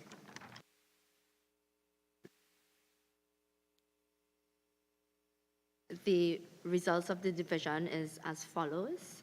We have 27 members voting against and 25 members voting for the amendment. Thus, the amendment has been defeated.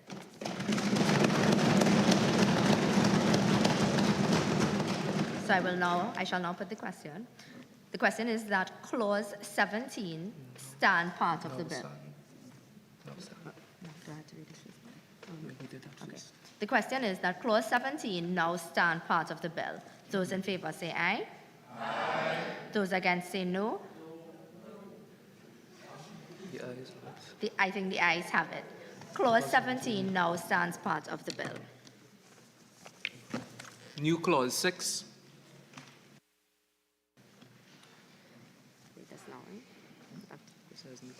The question is that new clause 6 be read a second time. Those in favor say aye. Those against say no. I think the ayes have it. New clause 6 will now be read a second time. New clause 6. The question is that new clause 6 be added to the bill. So invite Shadow AG. Thank you, Madam Chair. Madam Chair, we would have identified in the bill in its current form would not have spoken to how these persons are to be remunerated, how these members of the Commission, the IRC, are to be remunerated, and where the money is to come from to pay the salaries of these persons. Therefore, we've inserted and we propose a provision into the bill to treat with that, to ensure and add a level of security of tenure to these individuals, to ensure that their salary cannot be changed or vary to their disadvantage, and to thus bolster their ability to act impartially and independently in the interest of settling the industrial relations issues that may come before it, and not out of fear or persecution. Madam Chair, we would have made suggestions as to the salary for the chairman of the commission as standardized in his role as the head, weighted against that of a judge of the High Court, and that giving the president the discretion to determine the salary and perks for the other members of the commission. Thank you, Madam Chair. Attorney General. We appreciate the opposition's points that the bill did not currently provide for the remuneration of this commission, and that providing for this is an important part of avoiding corruption. However, we are concerned about the broad allowances, or the broad scope for allowances under this proposed section, where the chairman would have access to the allowances of a High Court judge, as well as additionally from the president. So we would like to propose removing that aspect where the chairman will not have access to extra allowances on determination of the president.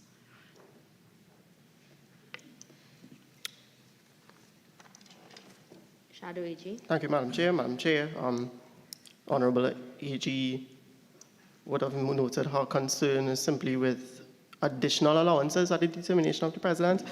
We find no objection with that, and we are willing to strike that part from the clause. AG, for clarity, can you restate the change, please?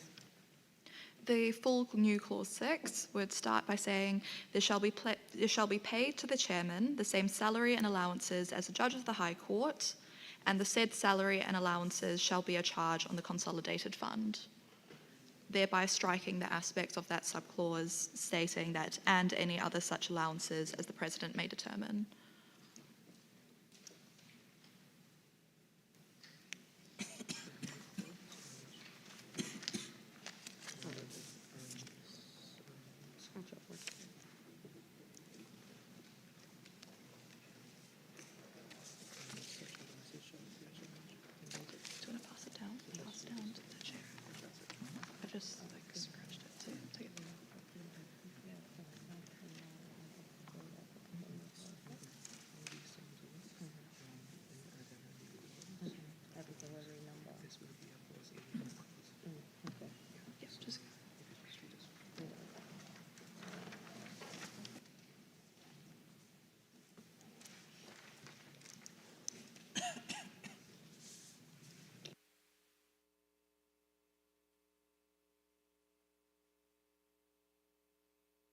Okay, so I'm going to read out the amendment.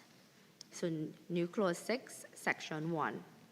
There shall be paid to the chairman the same salary and allowances as a judge of the High Court, and the said salary and allowances shall be charged on the consolidated fund. Yes?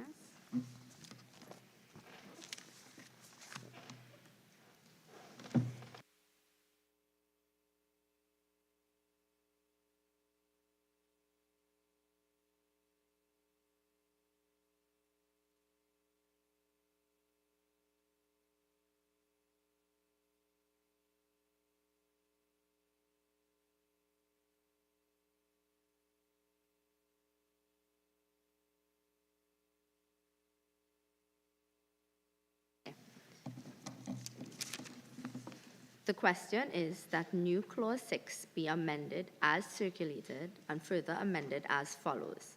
Clause 6, section 1. There shall be paid to the chairman the same salary and allowances as a judge of the High Court, and the said salary and allowances shall be charged on the consolidated fund. Those in favor say aye. Aye. Those against say no. I think the ayes have it. New clause 6 now stands part of the bill. Honourable members, the question is that the bill, as amended, be now reported to the House. Those in favour say aye. Aye. Those against say no. I think the ayes have it. The bill...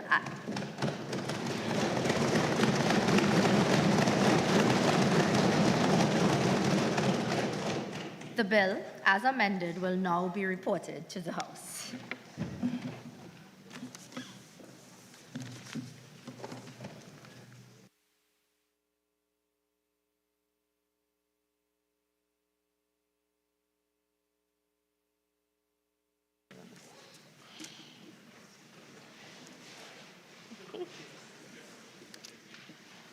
Minister of Public Administration.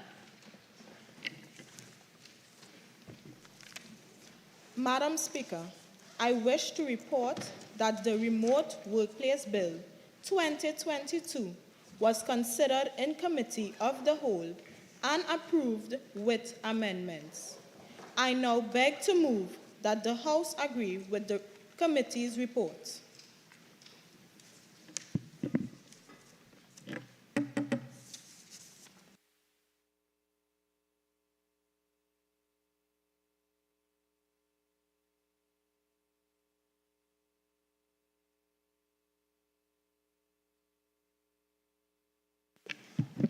Honourable members, the question is that this House agree with the committee's report on the Remote Workplace Bill 2022.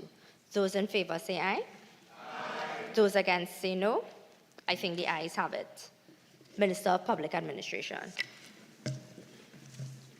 Madam Speaker, I beg to move that a bill entitled An Act to Provide for the Establishment of Remote Workplaces and a 4-day work week for employees and related matters be now read a third time and passed. Honourable members, the question is that a bill entitled An Act to Provide for the Establishment of Remote Workplaces and a 4-day work week for employees and related matters be now read a third time and passed.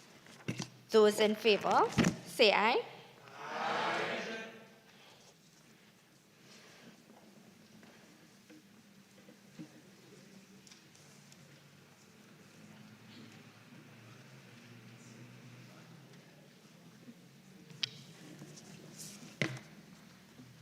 Mr. Ranasinghe.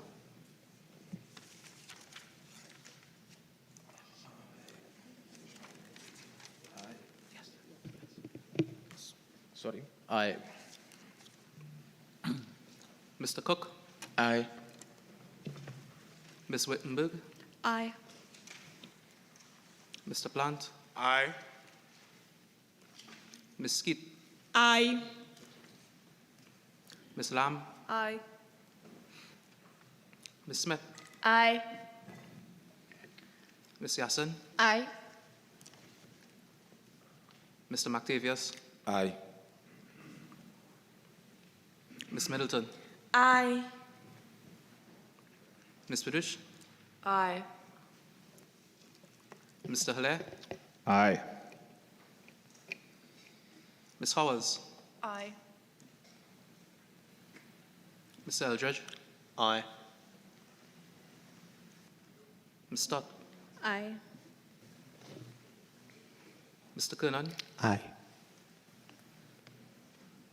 Mr. Nesbitt. Aye.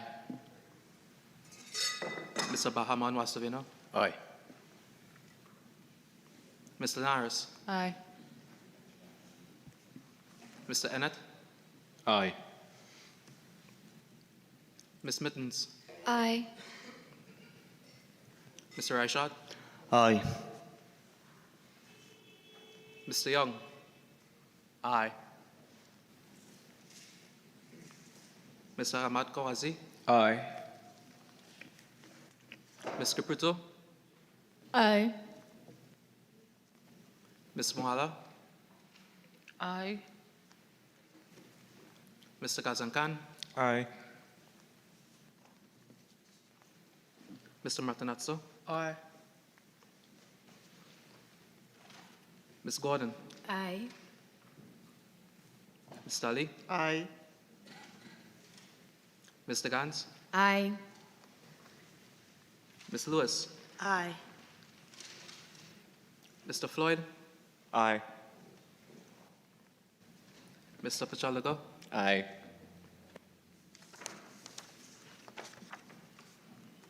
Ms. Yada? Aye. Mr. Martin? Aye. Ms. Wangumbe? Aye. Mr. Kanafridi?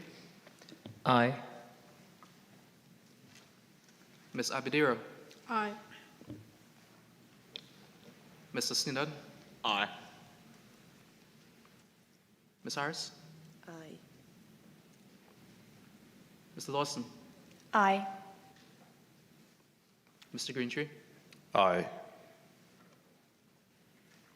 Ms. Roberts? Aye. Mr. Avila? Aye. Mr. Beaton? Aye. Ms. White? Aye. Ms. Rennie? Aye. Ms. Bai? Aye. Mr. Sharma? Aye. Mr. Boston? Aye.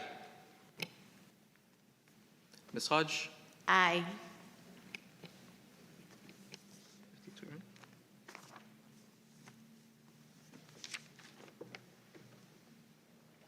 Madam Speaker, the result of the division is as follows. 52 members voted in favor of it. No members voted against. There were no abstentions.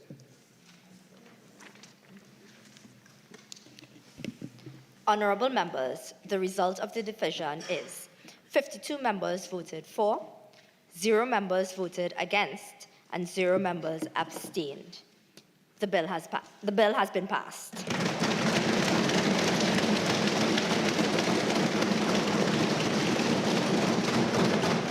A bill entitled, An Act to Provide for the Establishment of Remote Workplaces and a 4-Day Work Week for Employees and for Related Matters. Leader of the House. Madam Speaker, I beg to move that this House to now adjourn sine die. Honorable members, the question is that this House do now adjourn sine die. All in favor say aye. Aye. Any against? I think the ayes have it. This House now stands adjourned sine die.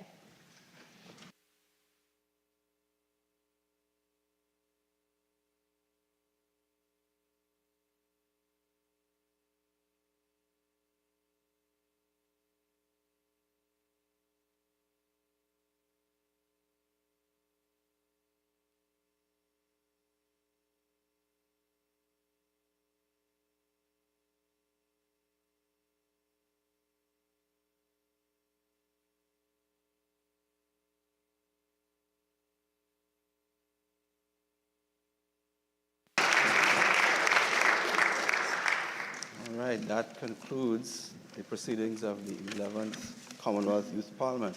Please be seated.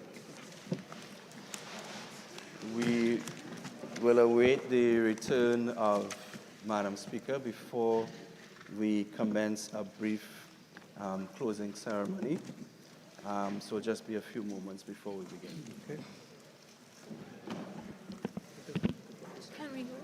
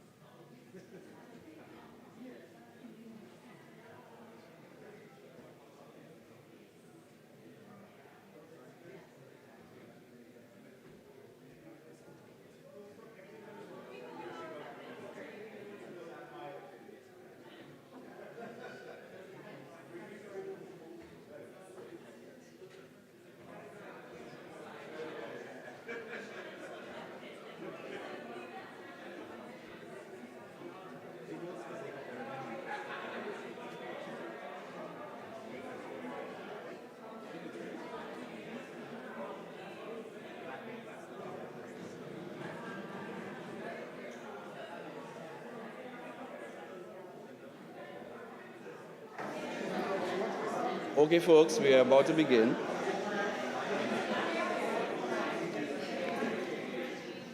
Could you please be seated?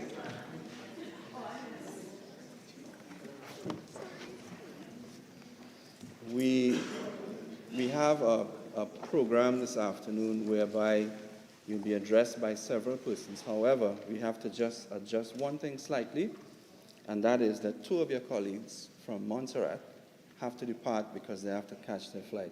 So can I please invite the Secretary General of the CPA to give a certificate of participation to Keanu Curtin. Keanu, please come.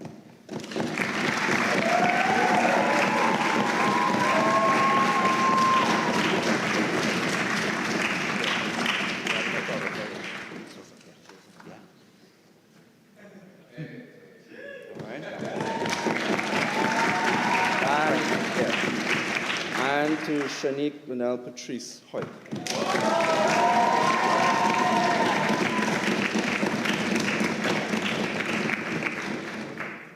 Thank you very much. So we just jumped the gun a bit so that they can depart. All right. Thanks, guys. So we will begin by brief remarks from a member of the government side who was chosen and a member from the opposition. So can I ask to stand right in your seat and just give some closing remarks on behalf of the government side? Shade Smith of Barbados. Put your hands together, Shade.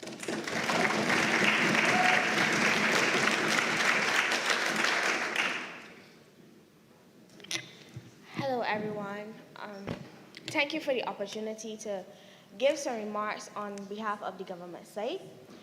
When I came to CPA, I didn't really know what to expect. You know, you had your nerves. You didn't know if you were capable. You didn't know. You really didn't know.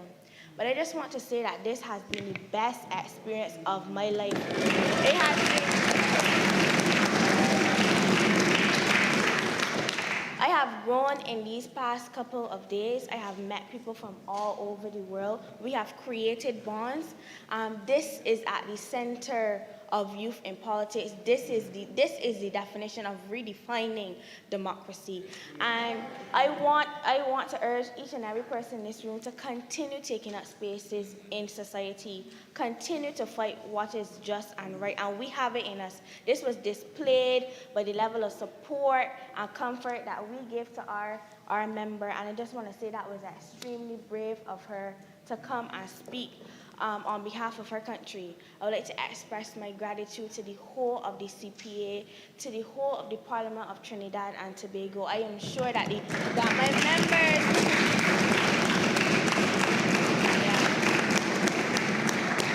we were treated with nothing short of royalty from every single person that would have assisted us and helped us throughout this time, to the police officers, to the executive members, to the bus drivers, to the people working in the lobby, in the hotel, you know, the maids, every single person that would have helped us. We just want to extend our sincere gratitude to you guys. The effort has not gone unnoticed. So I just want to say that I'm looking forward to the next event where we all get to meet and debate. And I want to let the CPA know to continue doing the great job, because it really does help. It really helps us to mold us to not. So thank you very much. Could I invite from the opposition side, Isabel Lawson? Thank you very much again for inviting me to speak on behalf of the opposition. And I will reiterate Ms. Smith's statement that this has been the most incredible opportunity, and every single one of us here thanks you all immensely for the opportunity and experience you have given us all.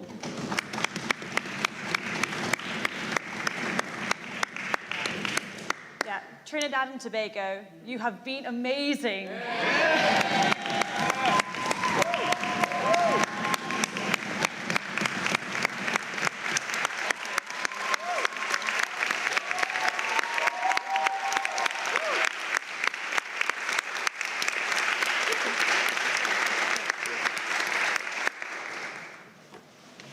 I think even a few months ago, many of us here didn't think we would be in this room today. So to end this now on such a high, on passing this bill, on collaborating between the two sides of our parliament has been a nice way to end it. I'd like to say that I'm so proud of all of us as well, that we've been able to debate in this room, but then put that aside when we've gone outside of this room to make friends and to just enjoy each other's company. I think that's been so important, and I'm just amazingly proud that we've been able to do that. The mentors, the guidance, the support, the confidence you have given all of us standing up in this room is just unfathomable, and I thank you from the bottom of my heart that you've been able to provide us with that.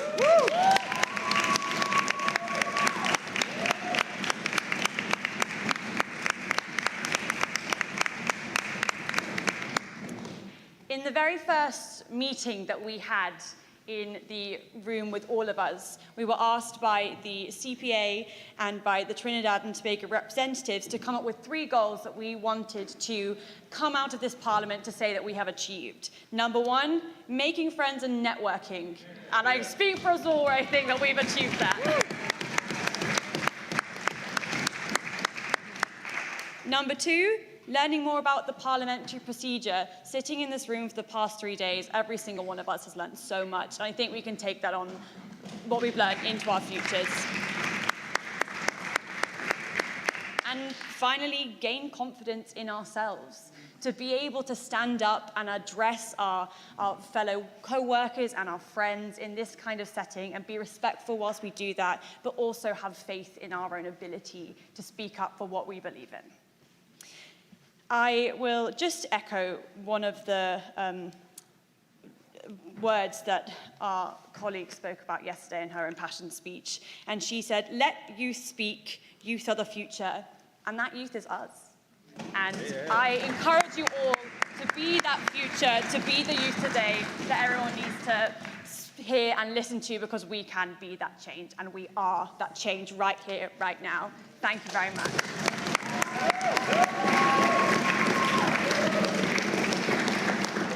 Thank you very much, Isabel. Well said. Could I invite Madam Speaker of the 11th Commonwealth Youth Parliament, who's also a Member of Parliament for Tabaquite in Trinidad and Tobago, Ms. Anita Haynes, to come in.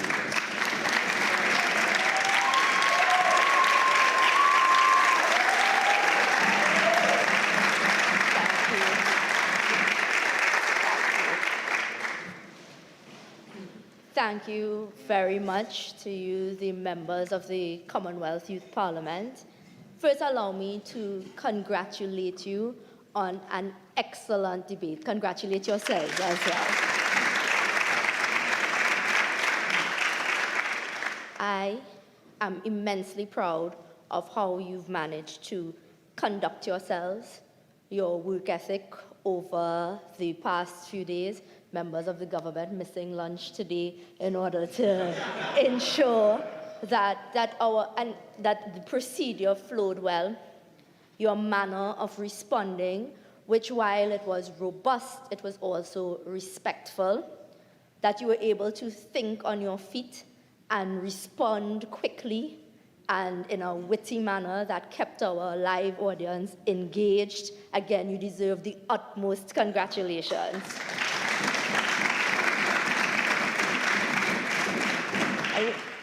I want to say, as we sat here, I know that the Commonwealth Youth Parliament and the system that we are all a part of is meant to be a space for you to learn and grow as persons who have a vested interest in the field.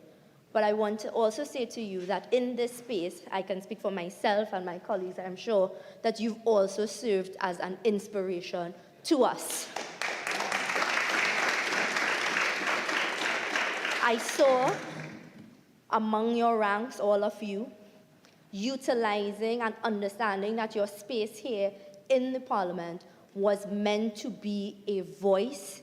You are a voice for your imaginary country. You are a voice for your very real countries in the way in places that you've come from.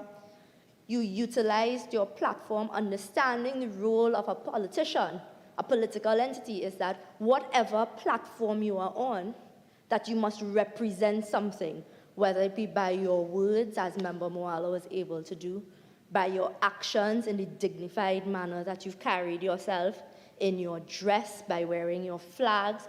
You found a way, by being yourself, to also be a voice for persons that you represent here. And so again, you deserve utmost congratulations.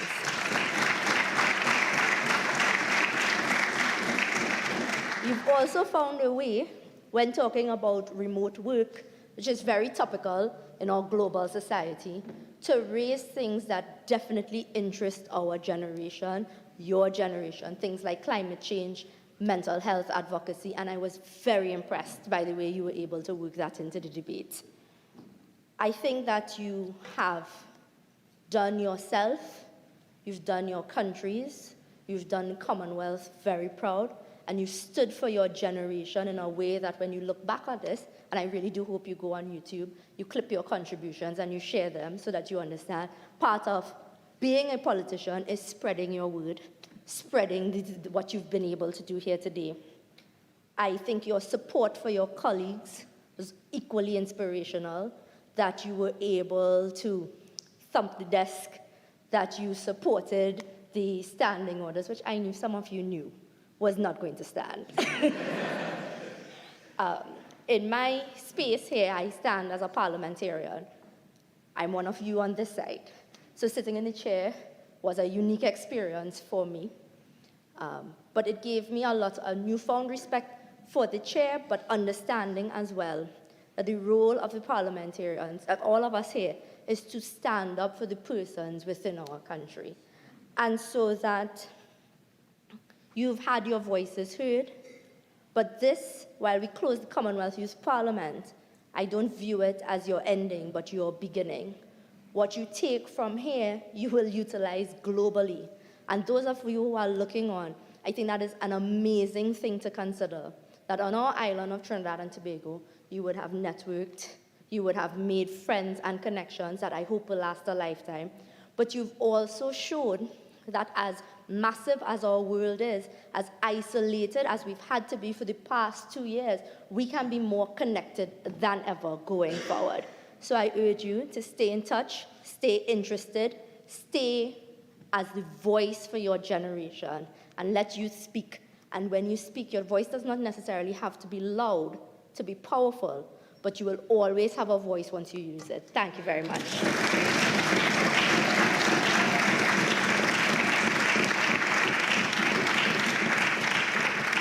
Thank you very much, Madam Speaker Haynes. I would now like to call upon Stephen Twigg, the Secretary General of the Commonwealth Parliamentary Association, to address him. Can I say, first of all, it's an honour to speak after the Honourable Haynes, and didn't she do a fantastic job as your CYP presiding officer? It's been great just watching, really, and hearing you speak and listening to the arguments that you have all made during the Commonwealth Youth Parliament and reflecting, really, on how well you've come together. And it was very interesting today, the dramatic change in the tone from the very, very divided second reading debate with the passion and the partisanship, moving into the much more collaborative stage of committee work, which I'm sure resulted in a better piece of legislation that you were then able to carry unanimously. I think also I was very struck by the remarkable party discipline. For those of you who follow British politics, I imagine the chief whips of both main parties would be very impressed to see no rebels, everyone voting in line with the party, and you may regard that as a great thing or not, but it was a very, very remarkable feature of what happened here today. When we had the meet and greet at the beginning, a number of you made the point that it's so important that youth voice is heard. And as has been said, we heard such a powerful testament yesterday from Tonga about climate change and the existential threat that poses to many, particularly smaller island developing states in the Pacific and elsewhere. And James Pinnell, my colleague, has circulated a note to all of you that we would like to submit to the Commonwealth Youth Ministers meeting in Pakistan early next year. Please do, if you have time, respond, however briefly, to him so we can make any amendments and improvements to that before it is submitted, because it's so important your voices are heard, not just in this very educational opportunity to learn from one another in the Youth Parliament, but that your voices are heard on the big issues of the day in the wider world, in the Commonwealth, as well as in your home jurisdiction. So my final word really is of thanks to you, to all of you for being here. I hope you've enjoyed it. I get the sense you very much have, but also to finish where others started, with a huge, huge thank you to the mentors and to the Parliament of Trinidad and Tobago, who really have done us all proud this week. Thank you very much.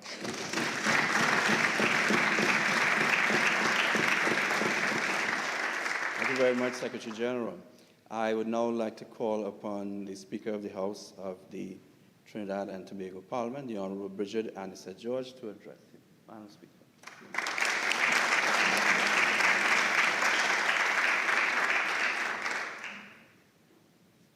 Thank you, Jason, and good afternoon. You know, you all got a little bit of our culture yesterday. And when we play mass, we usually tell people, stay in your section, okay?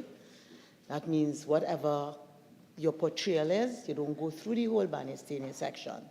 So I'm staying in my section, and given all due respect to Madam Speaker of the CYP 11.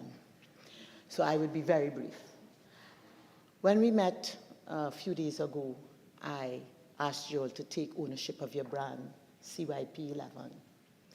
And I also challenged you to make your mark to be among the best cohorts of CYP. I want to say I think mission was accomplished.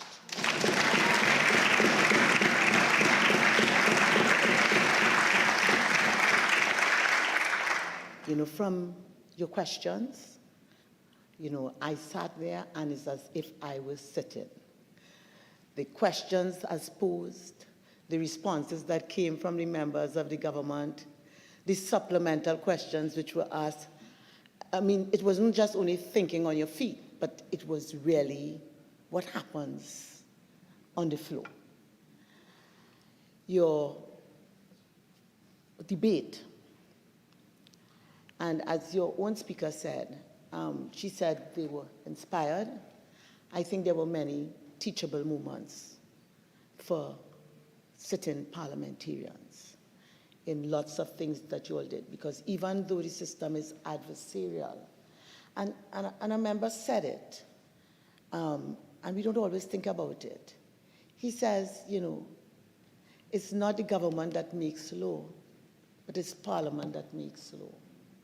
And therefore, the conversation we're supposed to have here, okay, by all of us contributing to that conversation, we're supposed to come out with something better for our constituents. You know, so that was a teachable moment. Then, I mean, we talk about climate change, we learn about climate change, and some of us may be more or less passionate about it. But I think the contribution of the member from Tonga, because small island development states really face the threat in a very real way. So it brought it home to all of us. But, you know, I think you all may have almost equal representation, Secretary Twig, of the male and female here.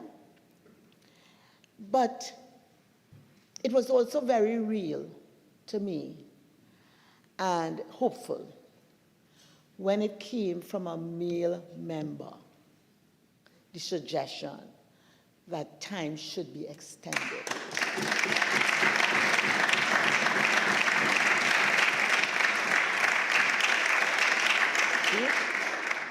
And, you know, those were the teachable moments. Even the way you all dealt with it after, I remember, I think it is Member Roberts who spoke after and showed compassion, but in a very, very skillful way said, let's get back to business.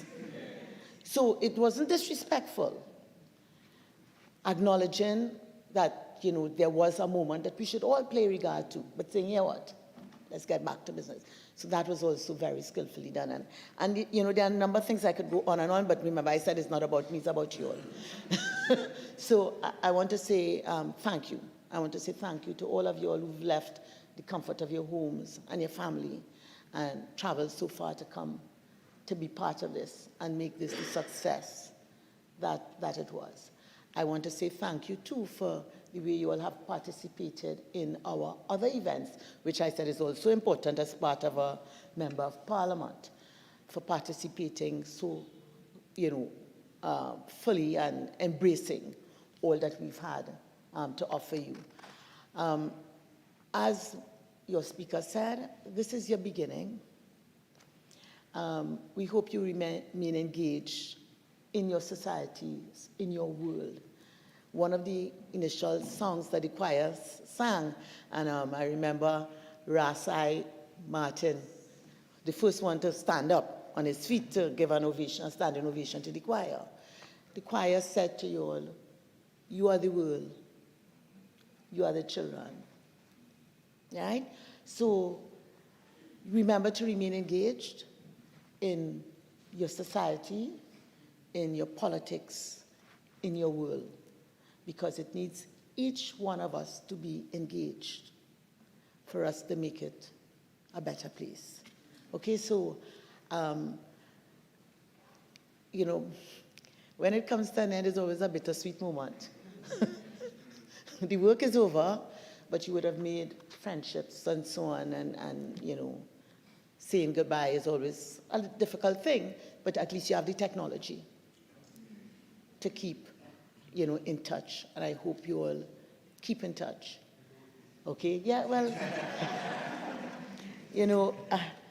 remember, plant, as limited as remotely is, there was a time, not too long ago, when people left St. Lucia to go to England to study, and the entire village would cry, because that would have been very likely the last time they would see that person again. Not so much that it died, but they didn't have telephones, a telephone call was too expensive, you couldn't keep in touch. At least we have the technology. So we say thanks for that, and we make the best of that. So congratulations. I wish you all well and a safe journey home.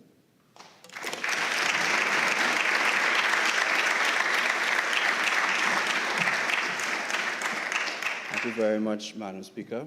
So we've come now to the distribution of certificates. I'll just get this out of the way for photographic purposes. And while I'm doing that, I'd like to call on the first person who will be presenting to the first row, and I think 9 of the government members, and that is the Honorable Sharon P. de Castro.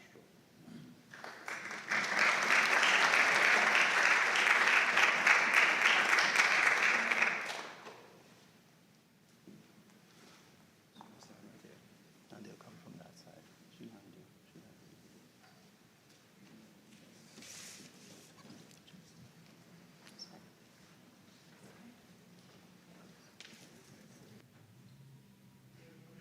Of time, we will do these via blocks. So I will start with the government with Mr. Patham Ranasinghe.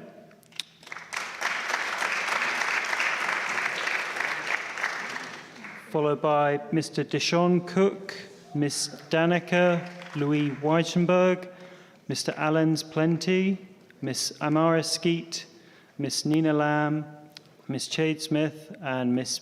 Bibi Yassin.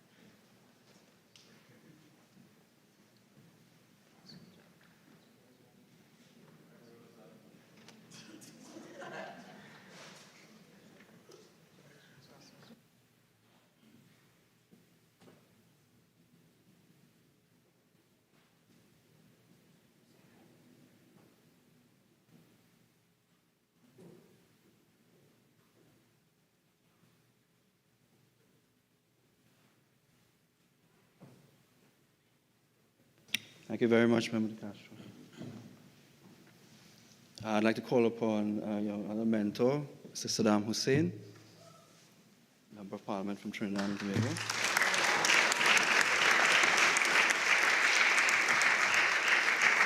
So we now have Mr. Stefan McTavius, Miss Callan Middleton, Miss Vivian Paddock, Mr. Darren Hilaire, Miss Ione Howells, and Mr. Felix Eldridge.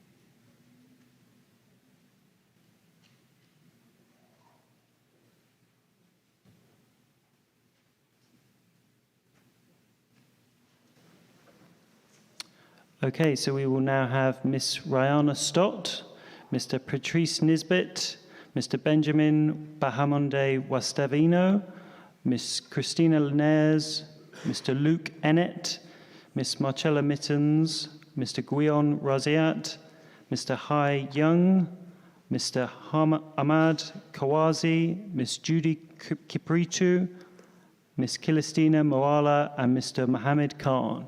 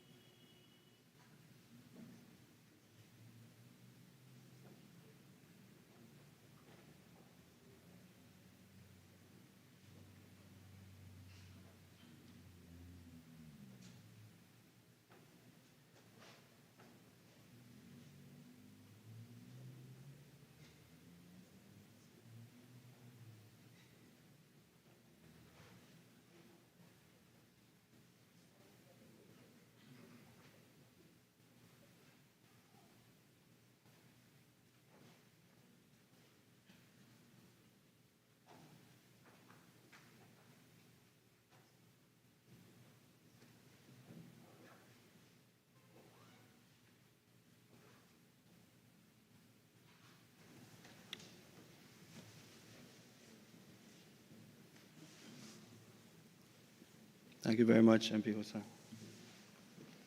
Could I call upon the Secretary General of the Commonwealth Parliamentary Association to give out the next few? So now for our opposition members, we have Mr. Christian Martinazzo, Miss Janelle Gordon, Mr. Kaleem Ali, Miss Jasha Dagan, Miss Shakia Lewis, and Mr. Ethan Floyd.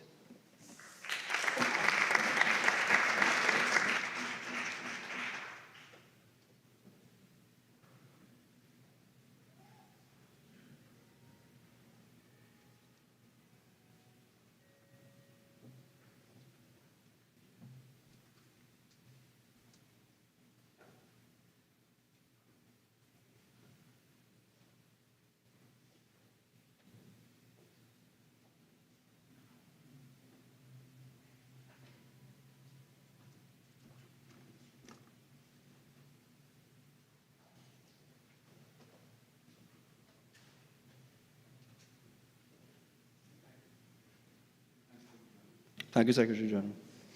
Could I call upon, I don't know if to refer to you as Speaker Haynes or Member of Parliament for Tawakeet, Speaker Haynes, to do the next statement.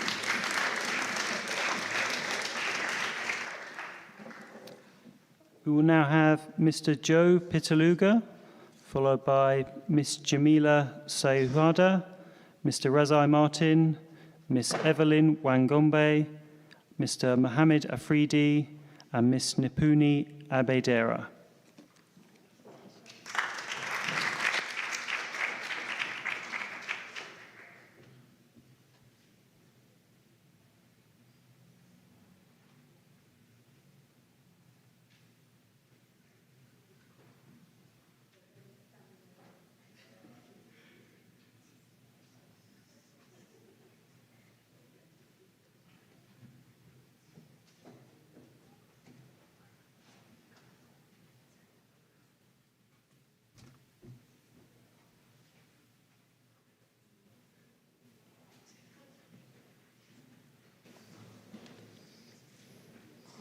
Thank you, MP Haynes. Could I call upon Dr. Mohammed Yunus Ibrahim, the Vice President of the Senate in Trinidad and Tobago, to deliver the next six?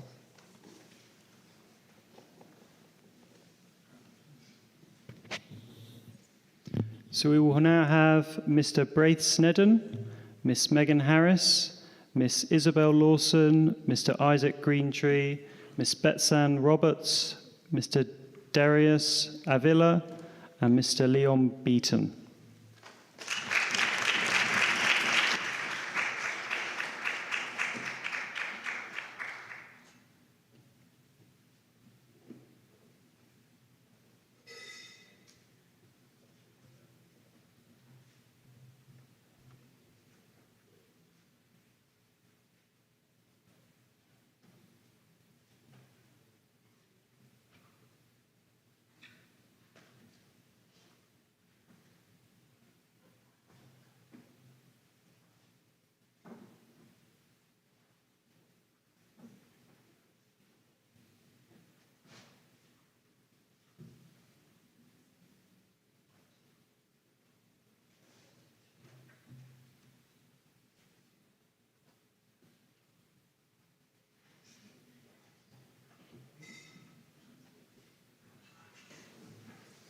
Thank you, Dr. Ibrahim.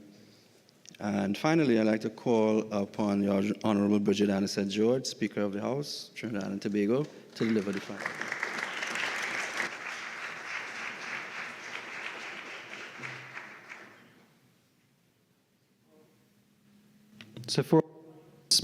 So for our final participants, we have Miss Christy Renee, Miss Janding Bai, Mr. Siddharth Sharma, Mr. Samuel Boston, and Miss Donielle Hodge.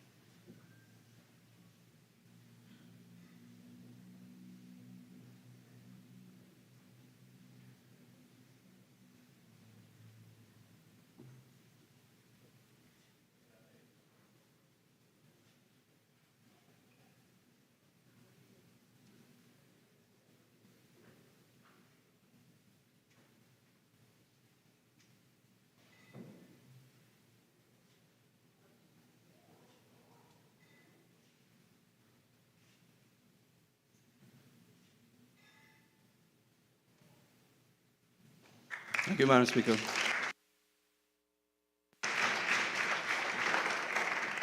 And so, we've come to the end of our closing ceremony. On behalf of all of us here at the Parliament of Trinidad and Tobago, we wish to thank every one of you for your very fervent contributions, and we trust that you've had a wonderful time here in Trinidad and Tobago. Travel safely back to your respective homes, and this portion of the proceedings is now adjourned. Good afternoon.